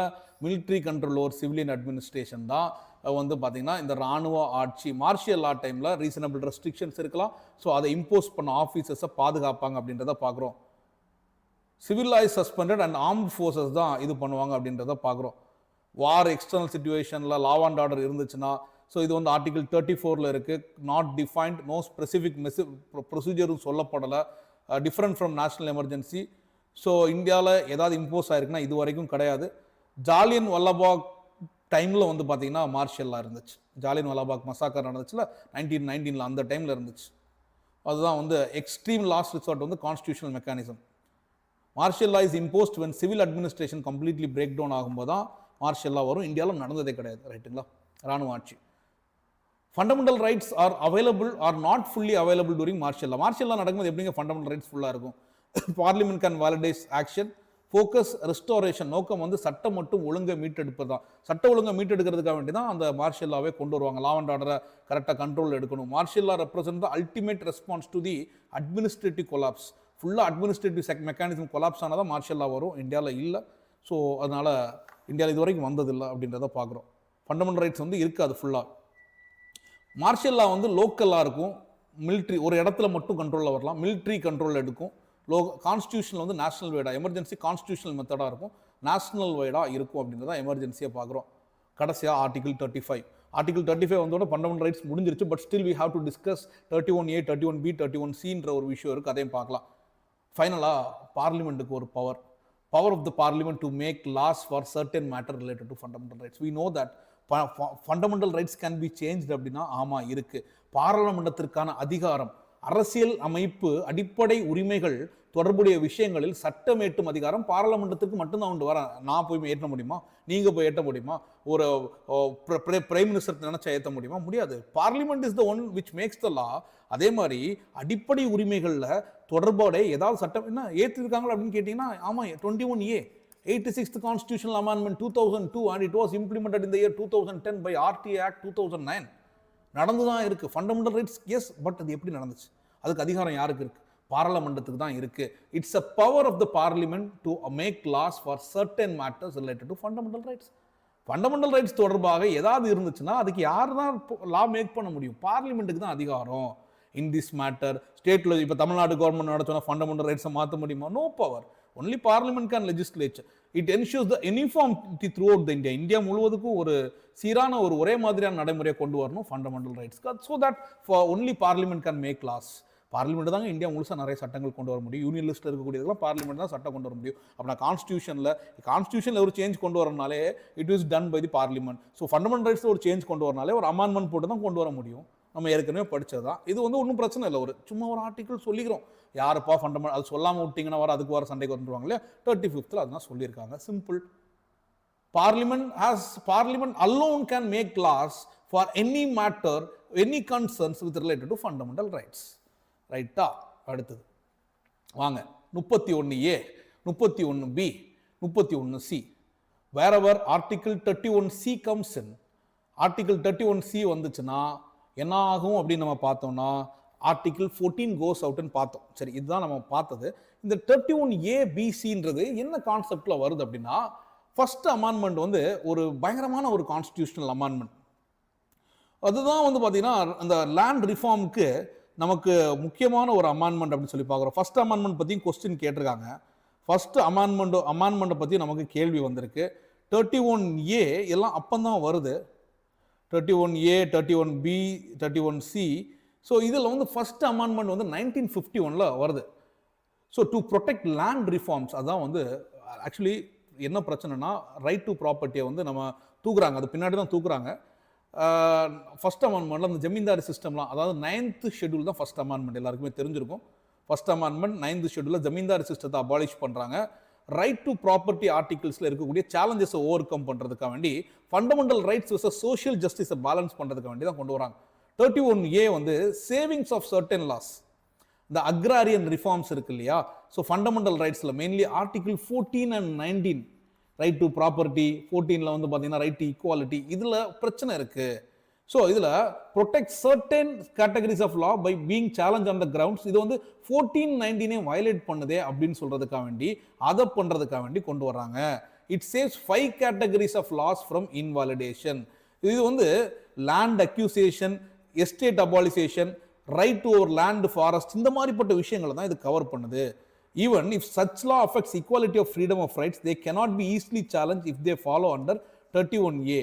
ஸோ 31Aல வந்துன்னா அந்த லாஸ் வந்து சேவிங்ஸில் வச்சுக்கலாம். 31 கீழே வந்தால் அவற்றை எளிதில் செல்லுபடி ஆகாது என்று கூற முடியாது, செல்லாது அப்படின்னு சொல்லி யாரும் கூற முடியாது அப்படின்றத பார்க்குறோம். 5 கேட்டகரி இருக்கு. ஸோ அப்படின்னா சேவிங்ஸ் ஆஃப் சர்டன் லாஸ்ன்னு போட்டுக்கோங்க. 31A savings of certain loss, அதாவது 5 கேட்டகரிஸ் ஆஃப் லா இருக்குன்னா 5 categories of laws: accusation of estates and related rights by the state, taking over the management of the property by the state, amalgamation of corporation, extinguishment or modification of rights of directors, shareholders and corporation, extinguishment or modification of mining lease அப்படின்னு சொல்லிட்டு 5 விஷயங்கள் இருக்கு அப்படின்றத பார்க்குறோம். 31ல மாநிலம் எஸ்டேட்டுகள் மற்றும் அதனுடன் தொடர்புடைய உரிமைகளை கையெழுத்தப்படுத்துவது, மாநில சொத்துக்களின் நிர்வாகத்தை எடுத்துக்கொள்ளுதல், நிறுவனங்களை இணைத்தல், ஒருங்கிணைத்தல், இயக்குநர்கள், பங்குதாரர்கள் அல்லது நிறுவனங்களின் உரிமைகளை நீக்குதல், சுரங்க குத்தகை உரிமைகளை நீக்குதல் அல்லது மாற்றுதல்.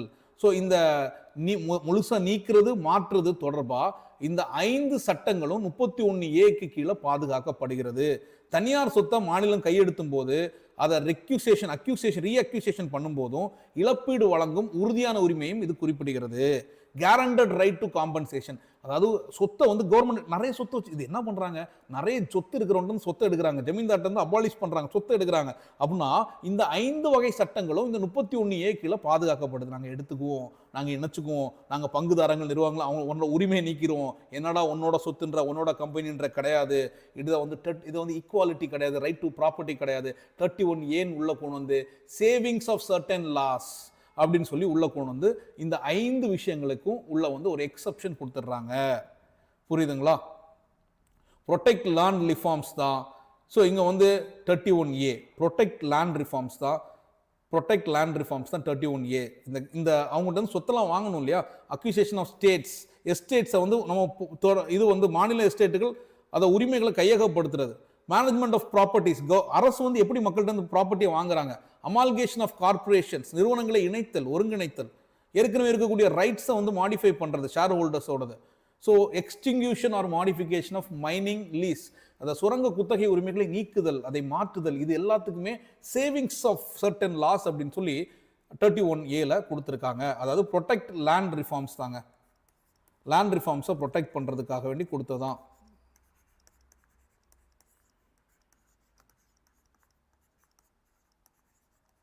ரிஃபார்ம்ஸ் ஓகேங்களா.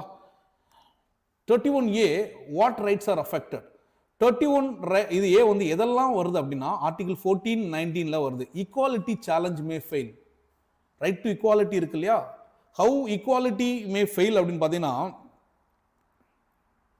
31Aல ஈக்குவாலிட்டி வந்து ஃபெயில் ஆகுது.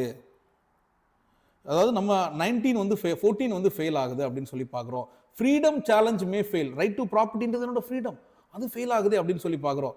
It's an unequal treatment. அதாவது எல்லா மக்களையும் ஈக்குவலாக ட்ரீட் பண்ணணும்னு சொல்கிற, என்னட்டு மட்டும் சொத்தை வச்சு எடுத்துக்கிறியே, லேண்ட் அக்யூசேஷன், ஏன்னா வந்து இது பண்ணிக்கிற அன்ஈக்குவல் ட்ரீட்மெண்ட். நார்மலி இது வந்து 14 வந்து இது பண்ணுறது equal protection of law, equality before லான்ற, ஆனால் அதை இது பண்ணுறியே. The law properly, if the law properly comes within the freedom challenge may fail. So 31A வந்துருச்சுன்னா அவனுக்கு ஃப்ரீடம் டு ப்ராப்பர்ட்டி கிடையாது, அவனோட ரீடிஸ்ட்ரிபியூட் லேண்ட் பண்ணுறானே. இந்த மாதிரி அவனுக்கு 31A வந்து எதெல்லாம் அஃபெக்ட் பண்ணுதுன்னா 14A-19A அஃபெக்ட் பண்ணுது. ரைட்டுங்களா? 14A-19A அஃபெக்ட் பண்ணுது, வேறு வழி கிடையாது. அதான் சேவிங்ஸ் ஆஃப் லா, சர்டன் லாஸ்ன்னு சொல்லி 31A கொடுத்துட்டாங்க. இது வந்து 31A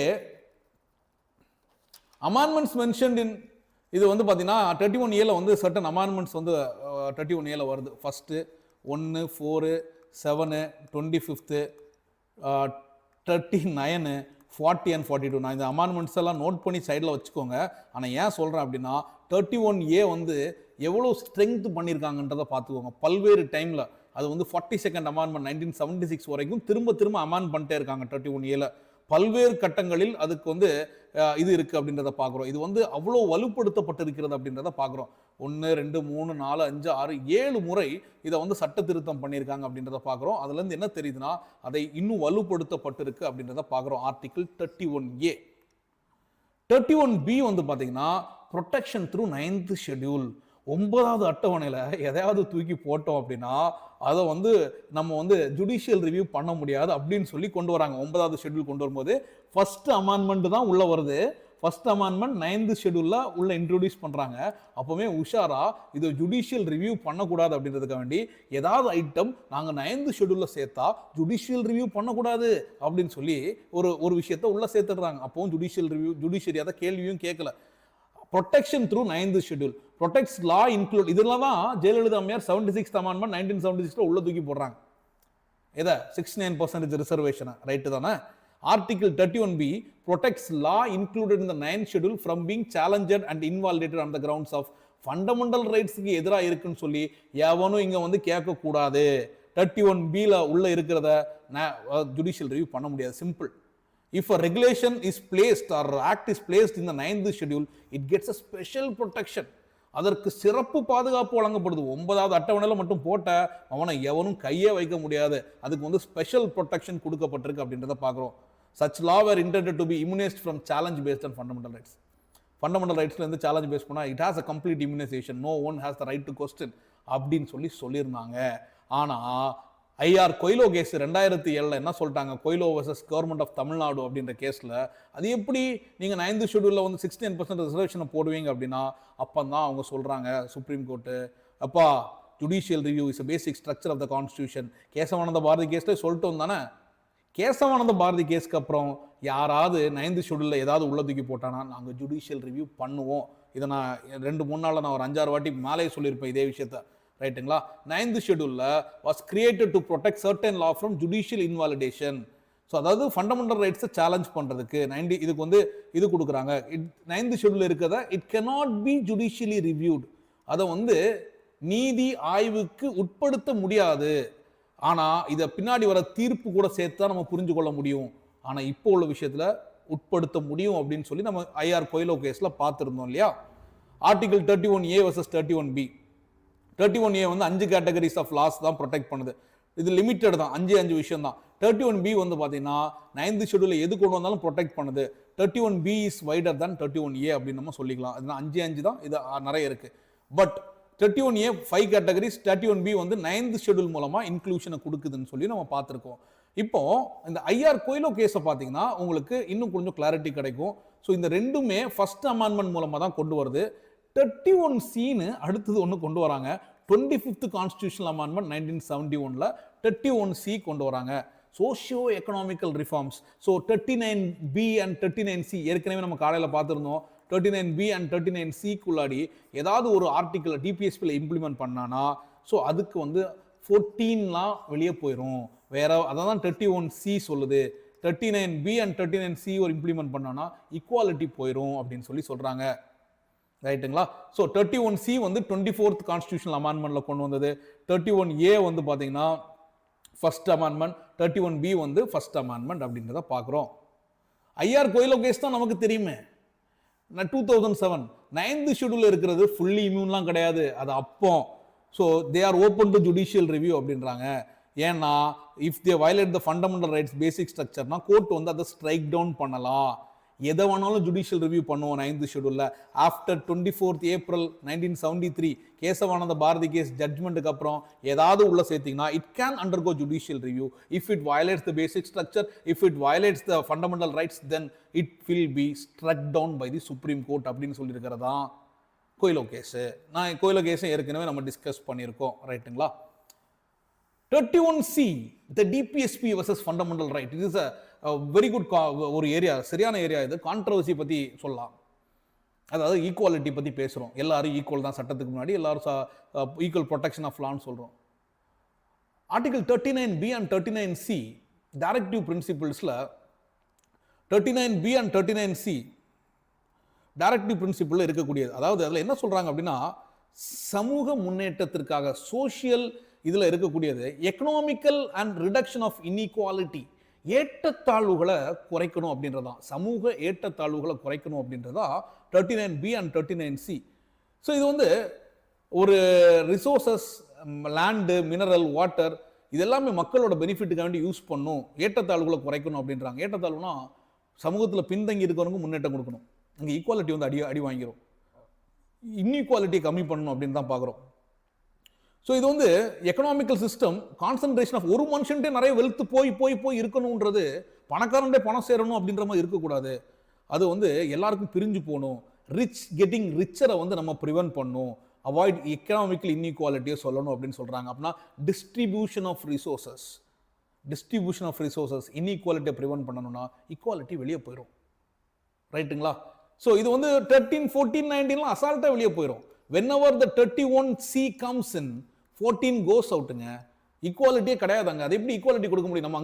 நம்மளோட கோலே வந்து இன்இக்வாலிட்டிஸை ரெடியூஸ் பண்ணுறது, புரியுதா? அது 39B and 39C சொல்றது. ஸோ இது வந்து 39B வந்து டிஸ்ட்ரிபியூஷன் ஆஃப் ரிசோர்சஸ், இது வந்து டிஸ்ட்ரிபியூஷன் ஆஃப் ரிசோர்சஸ், அதாவது வளங்களை பிரித்து கொடுக்கிறது. இது வந்து பார்த்தீங்கன்னா ப்ரிவெண்டிங் கான்சன்ட்ரேஷன் ஆஃப் வெல்த், அதாவது ஒரு வெல்த்தை வந்து ஒரே இடத்துல சொத்து குவியறதை வந்து தடுக்கிறது. ரெண்டும் விஷயம் இருக்கு. இந்த ரெண்டு இடத்துல ஈக்குவாலிட்டி பார்க்க முடியாது இல்லையா? ஒரு இடத்துல எல்லாருக்கும் பகிர்ந்து கொடுக்கணும், இன்னொரு இடத்துல ஒரே இடத்துல வளங்கள் சேருவதை தவிர்க்க வேண்டும் அப்படின்றத பார்க்குறோம். So it is made to implement DPSP implement பண்ணுறதுக்காக வேண்டி தான் 31C கொண்டு வந்திருக்காங்க. கோர்ட் வந்து இதிலெல்லாம் கொஸ்டின் கேட்க முடியாது. 31C court cannot normally question கேட்க முடியும்னா, நான் வந்து மக்களோட டெவலப்மெண்ட்டுக்காக வேண்டி எல்லாருக்கும் எல்லாம் கொண்டு போய் சேர்க்கன்றதுக்காக வேண்டி டிபிஎஸ்பியை கொண்டு வரேன், இப்போ 14 and 19 போகுதுன்னு கேள்வி கேட்க முடியாது. ஈக்குவாலிட்டி போகுது, ஃப்ரீடம் போகுது, என்னோட ஃப்ரீடம் போகுதுலாம் கேட்க முடியாது. Article 31 and 31B, 31C are exceptions to the fundamental rights. Fundamental ரைட்ஸ்க்கே ஒரு எக்ஸப்ஷன் 31 இல்லைங்க, ஆனால் 31ABC இருக்கு.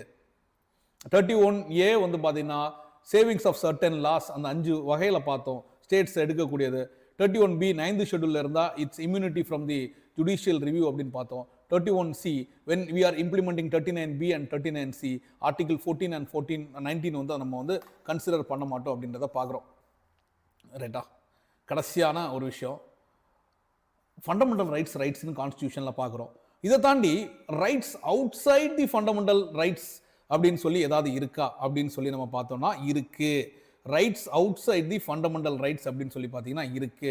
ஒன்று taxation. No tax shall be levied except by the authority of the law. சட்டத்தின் அதிகாரம் இல்லாமல் வரியெல்லாம் விதிக்க முடியாது. ஆர்டிகல் 225 வரி விதிக்கணும்னா சட்டப்படி தான் வரி விதிக்கணும். அது முன்தேதிட்டு கூட வரியை வசூல் பண்ணிட்டு போயிடலாம், பிரச்சனை இல்லை. ரைட் டு ப்ராப்பர்ட்டி 300A வந்து இருக்கிறது ரைட் டு ப்ராப்பர்ட்டி, சொத்துரிமை. Trade and commerce, free of trade and commerce and intercourse, அதாவது சுதந்திரமான வர்த்தகம். நம்ம வந்து இந்தியாவில் எங்கே வேணாலும் ட்ரேட் பண்ணிக்கலாம், எங்கே வேணாலும் மூவ்மெண்ட் பண்ணிக்கலாம் அப்படின்றது. ட்ரேட் பண்ணுறது, காமர்ஸ் பண்ணுறது, அது வந்து 301 சொல்லப்பட்டிருக்கு. ஈவன் தோ எங்கே வேலை வேணாலும் பார்த்துக்கலாம் அப்படி சொல்கிறது. ட்ரேட், காமர்ஸ் அண்ட் இன்டர்கோர்ஸ் பற்றி சொன்னது பகுதி 13 தான் சொல்லியிருக்கு. எலெக்ஷன்ஸ் வந்து அடல்ட் சஃப்ரேஜ், இதுவும் வந்து பார்த்தீங்கன்னா 326 சொல்லப்பட்டிருக்கு. வயது வந்தோர் வாக்குரிமை, இதெல்லாம் கான்ஸ்டிடியூஷனல் ரைட்ஸு ஆர் லீகல் ரைட்ஸ்ன்னு சொல்லலாம். இதெல்லாம் அரசியல் அமைப்பு உரிமைகள் இல்லது சட்ட உரிமைகள். 265 சட்டத்தின்படி தான் வரி விதிக்க வேண்டும். இன்னொன்று சொத்துரிமை முன்னுரியே இங்கே வந்து நம்ம 44th அமெண்ட்மெண்ட் 1978 சொன்னது. இங்கே வந்து 301 நாடு முழுவதும் வணிகம் செய்யலாம் அப்படின்னு சொன்னது. 326 இவ்வாறு ஃபண்டமெண்டல் ரைட்ஸுக்கு வெளியே நமக்கு வேற உரிமைகள் இருக்கு. 265 300A 301 326 இந்த உரிமைகளை நாம லீகல் ரைட்ஸ் இல்லைன்னா இதை வந்து கான்ஸ்டியூஷனல் ரைட் இல்லைன்னா லீகல் ரைட்னு சொல்றது தான் கரெக்டான ஒரு இதா இருக்கும். ரைட்டுங்களா? இப்போ 35 வந்து பார்லிமெண்ட் தான் லா மேக் பண்ண முடியும். 31A 31B ஃபர்ஸ்ட் அமெண்ட்மெண்ட் இதெல்லாம் இங்க ஒரு சம்மரி கொடுத்துருக்கேன் நான். ஆனால் இந்த சம்மரியோட முடிக்க விரும்பல.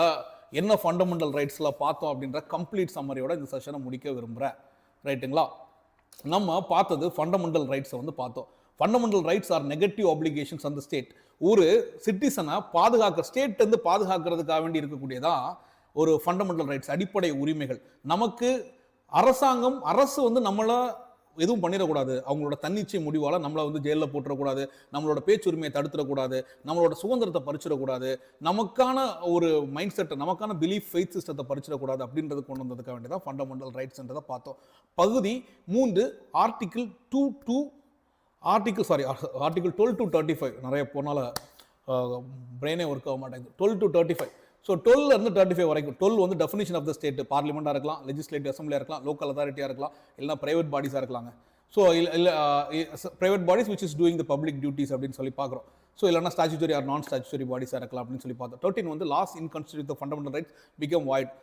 அடிப்படை சட்ட உரிமைகளை மீறுற மாதிரி சட்டம் இருந்தால் அது செல்லுபடி ஆகாது அப்படின்னு, அதான் ஜுடிஷியல் ரிவ்யூ அப்படின்ற concept which is taken by the American கான்ஸ்டியூஷனில் இருக்கக்கூடியது. ஜுடிஷியல் ரிவ்யூன்ற வார்த்தை கிடையவே கிடையாது அப்படின்றத பார்த்தோம். 14 to 18 வந்து பார்த்தீங்கன்னா right to equality. 14 வந்து protection of equal protection of law and equality before law and equal protection of law. UK and US ல எடுத்த கான்செப்ட். ஏவி டைஸியோட ரூல் ஆஃப் லா, சட்டத்தின் முன்னாடி எல்லாருமே சமம் தான், நோ ஸ்பெஷல் ப்ரிவிலேஜஸ், சட்டம் எல்லாருக்கும் சமமா இம்ப்ளிமெண்ட் பண்ணணும், அதுதான் வந்து அதோட கான்செப்ட். ஸோ 15 வந்து பார்த்தீங்கன்னா ப்ரொஹிபிஷன் ஆஃப் அன்எம்ப்ளாய்மெண்ட்டுங்க, சாரி இது no discrimination, prohibition of discrimination based on RRCSP, race, religion, caste, sex, place of birth. 16 வந்து பார்த்தீங்கன்னா equal employment opportunity for all irrespective of RRCSP, DR, race, religion, RRC, caste, sex, place of birth, descent, residence அப்படின்னு சொல்லி பார்த்தோம். But certain exceptions இருக்கு. 15க்கு இருக்கு, 16க்கு இருக்கு. 15ல பெண்களுக்கு, குழந்தைகளுக்கு, வீக்கர் செக்ஷனுக்கு இருக்கு. 16ல வந்து பார்த்தீங்கன்னா எம்ப்ளாய்மெண்ட் எல்லாம் பின்தங்கிய மக்களுக்குலாம் வேலை வாய்ப்பு, ரிசர்வேஷன்ஸ் இன் எம்ப்ளாய்மெண்ட், எஜுகேஷனல் இன்ஸ்டியூஷன்லாம் ரிசர்வேஷன் இருக்கு, ஈக்குவல் ஆப்பர்ச்சுனிட்டியில், பப்ளிக் எம்ப்ளாய்மெண்ட்ல. அடுத்து 17 வந்து பார்த்தீங்கன்னா abolition of untouchability offences act 1956. அதுக்கப்புறம் 1976ல வந்து பார்த்தீங்கன்னா 55, 1976ல சிவில் ரைட் ப்ரொடெக்ஷன் ஆக்ட்னு சொல்கிறாங்க. அன்டச்சபிலிட்டி எந்த ஃபார்மில் இருக்கக்கூடாது, அன்டச்சபிலிட்டி டிஃபைன் பண்ணியிருக்காங்கன்னா டிஃபைன் பண்ண கிடையாது, அது சட்டங்கள் ஏற்றி தான் அதை கொண்டு வரணும் அப்படின்னு சொல்லியிருக்காங்க. 18 வந்து அபாலிஷன் ஆஃப் டைட்டில்ஸ் அப்படின்னு சொல்லி பார்த்தோம்.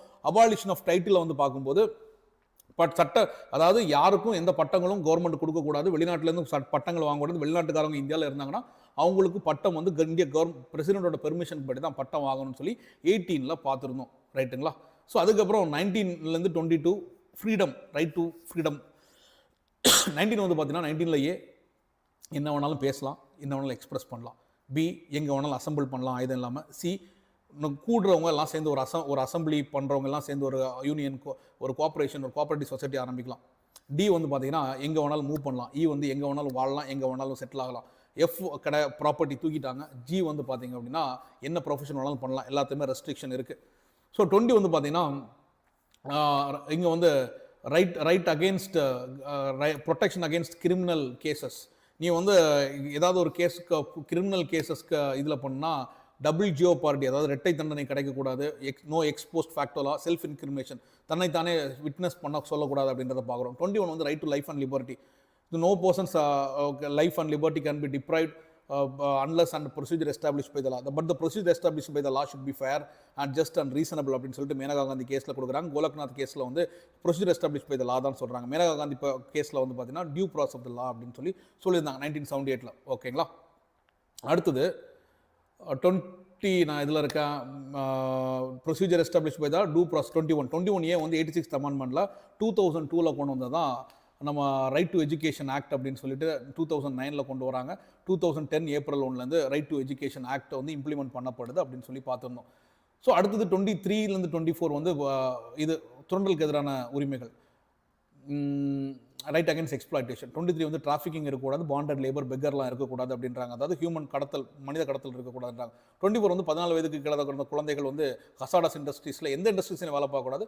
14லேருந்து 18 வயசில் இருக்கக்கூடிய குழந்தைகள் ஹசாடஸ் இண்டஸ்ட்ரீஸில் வேலை பார்க்கவே கூடாது அப்படின்னு சொல்லியிருந்தாங்க.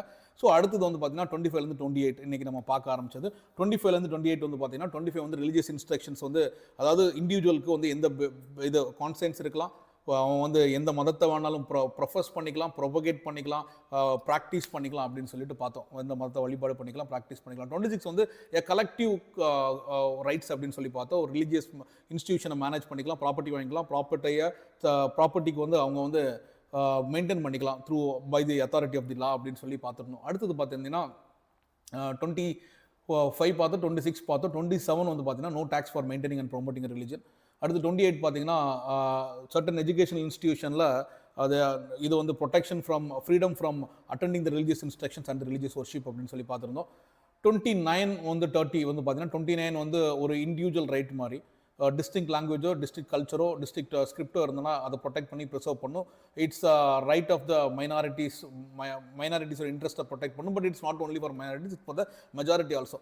ஆர்டிகல் 30 வந்து பார்த்தீங்கன்னா it's a cultural educational right, it's a right of minority to establish and maintain a educational institution அப்படின்னு சொல்லி பார்த்துருந்தோம். ஆர்டிகல் 31 வந்து பார்த்தீங்கன்னா it's repealed by the 44th Amendment 1978. So it was moved to the 300A அப்படின்னு சொல்லி பார்த்தோம். Right to property is not more fundamental right, it is a constitutional or legal right அப்படின்னு சொல்லி பார்த்துருந்தோம். அதுக்கப்புறம் நம்ம பார்த்தது இது 31A வந்து பார்த்துருந்தோம். அதாவது 32, 33, 34 பார்த்தோம். பட் 31Aலாம் சொல்லிடுறேன். 31A, 31B வந்து ஃபர்ஸ்ட் அமெண்ட்மெண்ட்டில் கொண்டு வந்தது. சர்டன் லாஸ், அதாவது ஜமீன்தார் சிஸ்டத்தை அபாலிஷ் பண்ணுறதுக்காக வேண்டி, ஸ்டேட்டு லேண்ட் அக்யூஸ் பண்ணுறதுக்காக வேண்டி, கார்பரேஷன்ஸை மெர்ஜ் பண்ணுறதுக்காக வேண்டி, ஸ்டேக் ஹோல்டர்ஸை பவரை தூக்குறதுக்காக வேண்டி, இந்த மாதிரி 5 வகை கேட்டகரியில் சர்டன் லாஸை ப்ரிவென்ட் பண்ணுறதுக்காக வேண்டி 31Aயும் 31B வந்து 9th ஷெடியூலில் ஏதாவது உள்ள கொண்டு வந்தால் அதை ஜுடிஷியல் ரிவ்யூ பண்ணக்கூடாது அப்படின்றதுக்காக வேண்டியும் 31Bயும். 31C வந்து பார்த்தீங்க அப்படின்னா, ஸோ அது வந்து 25th அமெண்ட்மெண்ட்டில் தான் நம்ம 1971 கொண்டு வராங்க. ஸோ 31Cயில் 39B 39Cயில் ஏதாவது ஒன்று உள்ளே கொண்டு வந்தாங்கன்னா ஆர்டிகல் 14 and 19 வெளியே போயிடும் அப்படின்னு சொல்லி பார்த்துருந்தோம். ரைட்டுங்களா? ஸோ 32 வந்து பார்த்தீங்கன்னா right to have constitutional remedies, பயங்கரமான ஒரு ஆர்டிகல். 5 வகையான இது பார்த்தோம். அதாவது ஹேபியஸ் கார்பஸ், ஆட்கொணர்வு மனு, இல்லீகல் அரெஸ்ட் பண்ணியிருந்தா அவங்கள ப்ரொடியூஸ் பண்ணும். அதுக்கப்புறம் வந்து பார்த்தீங்கன்னா ப்ரொஹிபிஷன் பார்த்துருந்தோம், தடையுறுத்தும் பேராணை. ஏதாவது ஒரு விஷயம் மேண்டமஸ் பார்த்துருந்தோம், மேண்டமஸ்னா செயலுறுத்தும் பேராணை, மண்டையில தட்டி வேலையை சேடா அப்படின்னு பப்ளிக் அத்தாரிட்டி சொல்கிறது. ஸோ அடுத்து ப்ரொஹிபிஷன், இது உன்னோட எல்லை இல்லை அப்படின்னு சொல்லிட்டு ஆர்டர் பாஸ் பண்ணுறதுக்கு முன்னாடியே சொன்னால் அது ப்ரொஹிபிஷன். ஆர்டர் பாஸ் பண்ணுறதுக்கு அப்புறம் சொன்னான்னா to be informed what is happening, certification to be certified அப்படின்னு சொல்கிறது. Certiorari, that is also called as நெறியுறுத்தும் பேராணை அப்படின்னு சொல்லி பார்த்தோம். கடைசியாக தகுதி வினவும் பேராணை, that is quo warranto, how this person is eligible to this public office அப்படின்னு கேட்குறதா கோ வாரண்டோ அப்படின்னு சொல்லி பார்த்துருந்தோம். 5 ஆச்சா. ஸோ 32. அடுத்து 33 வந்து பார்த்தீங்க அப்படின்னா மார்ஷியல் லா படி, மார்ஷியல் லா இருக்கும்போது இல்லை 33 வந்து பார்த்தீங்கன்னா parliament has the power to restrict the fundamental rights for certain cases like armed forces. So law and order இருக்கக்கூடிய police or military forces or something which is related to the intelligence system or the telecommunication system with associated this forces. So இந்த தொலைத்தொடர்பு நிறுவனங்கள் இதுங்களுக்கெல்லாம் restriction கொண்டு வரலாம் அப்படின்னு பார்க்குறோம். ஏன்னா discipline, national security, so இந்த மாதிரிப்பட்ட காரணங்களுக்காக வேண்டி வந்து பார்த்தீங்கன்னா டியூட்டி எஃபிஷியன்சி, இதுக்காக வேண்டி இந்த ரெஸ்ட்ரிக்ஷன்ஸை கொண்டு வராங்க அப்படின்றத பார்க்குறோம். ஸோ நேவல், ஆர்மி, ஏர் ஃபோர்ஸ்க்குலாம் 1950 ஆக்ட், 1960 போலீஸ் ரெஸ்ட்ரிக்ஷன்ஸ் ஆக்ட் அப்படின்னு சொல்லி 1966 ஆக்ட் கொண்டு வந்திருந்தாங்க அப்படின்னு சொல்லி பார்த்துருந்தோம். 33 ஆச்சா. ஸோ 34 வந்து பார்த்தீங்க அப்படின்னா இது மிலிட்ரி, அதாவது மிலிட்ரி ரூல் வரும்போது, மார்ஷியல் லா வரும்போது தெர் ஆர் ரீசனபிள் ரெஸ்ட்ரிக்ஷன்ஸ். அந்த ஆஃபீஸர்ஸ் வந்து ஏதாவது பண்ணாங்கன்னா பார்லிமெண்ட் அவங்கள எதுவுமே பண்ணாது, பார்லிமெண்ட் வந்து அவங்கள பாதுகாத்து தே இன்டெம்னிஃபை, ப்ரொடெக்ட் த ஆஃபீஸர்ஸ் அப்படின்னு சொல்லி பார்த்துருந்தோம். 35 வந்து பார்த்தீங்கன்னா any concerns with related to the fundamental rights, parliament has the ultimate, parliament has the only power to make laws on those அப்படின்னு சொல்லி 35 பார்த்துருந்தோம். ரைட்டுங்களா? ஸோ இவ்வளோ தான் நம்ம பார்த்தது. கடைசியாக வந்து rights outside the fundamental ரைட்ஸை வந்து பார்த்தீங்கன்னா 265 சட்டத்தின்படி தான் வரி விதிக்க முடியும். 307 வந்து சொட்டை சேர்த்துட்டோம். 301 வர்த்தகம் செய்யலாம் அப்படின்னு சொல்லிட்டு 321 வயது வந்து ஒரு வாக்குரிமை அப்படின்னு சொல்லி பார்த்தோம். இதெல்லாம் கான்ஸ்டிடியூஷனல் ஆர் லீகல் ரைட்ஸ் அப்படின்னு சொல்லி சொல்கிறோம்.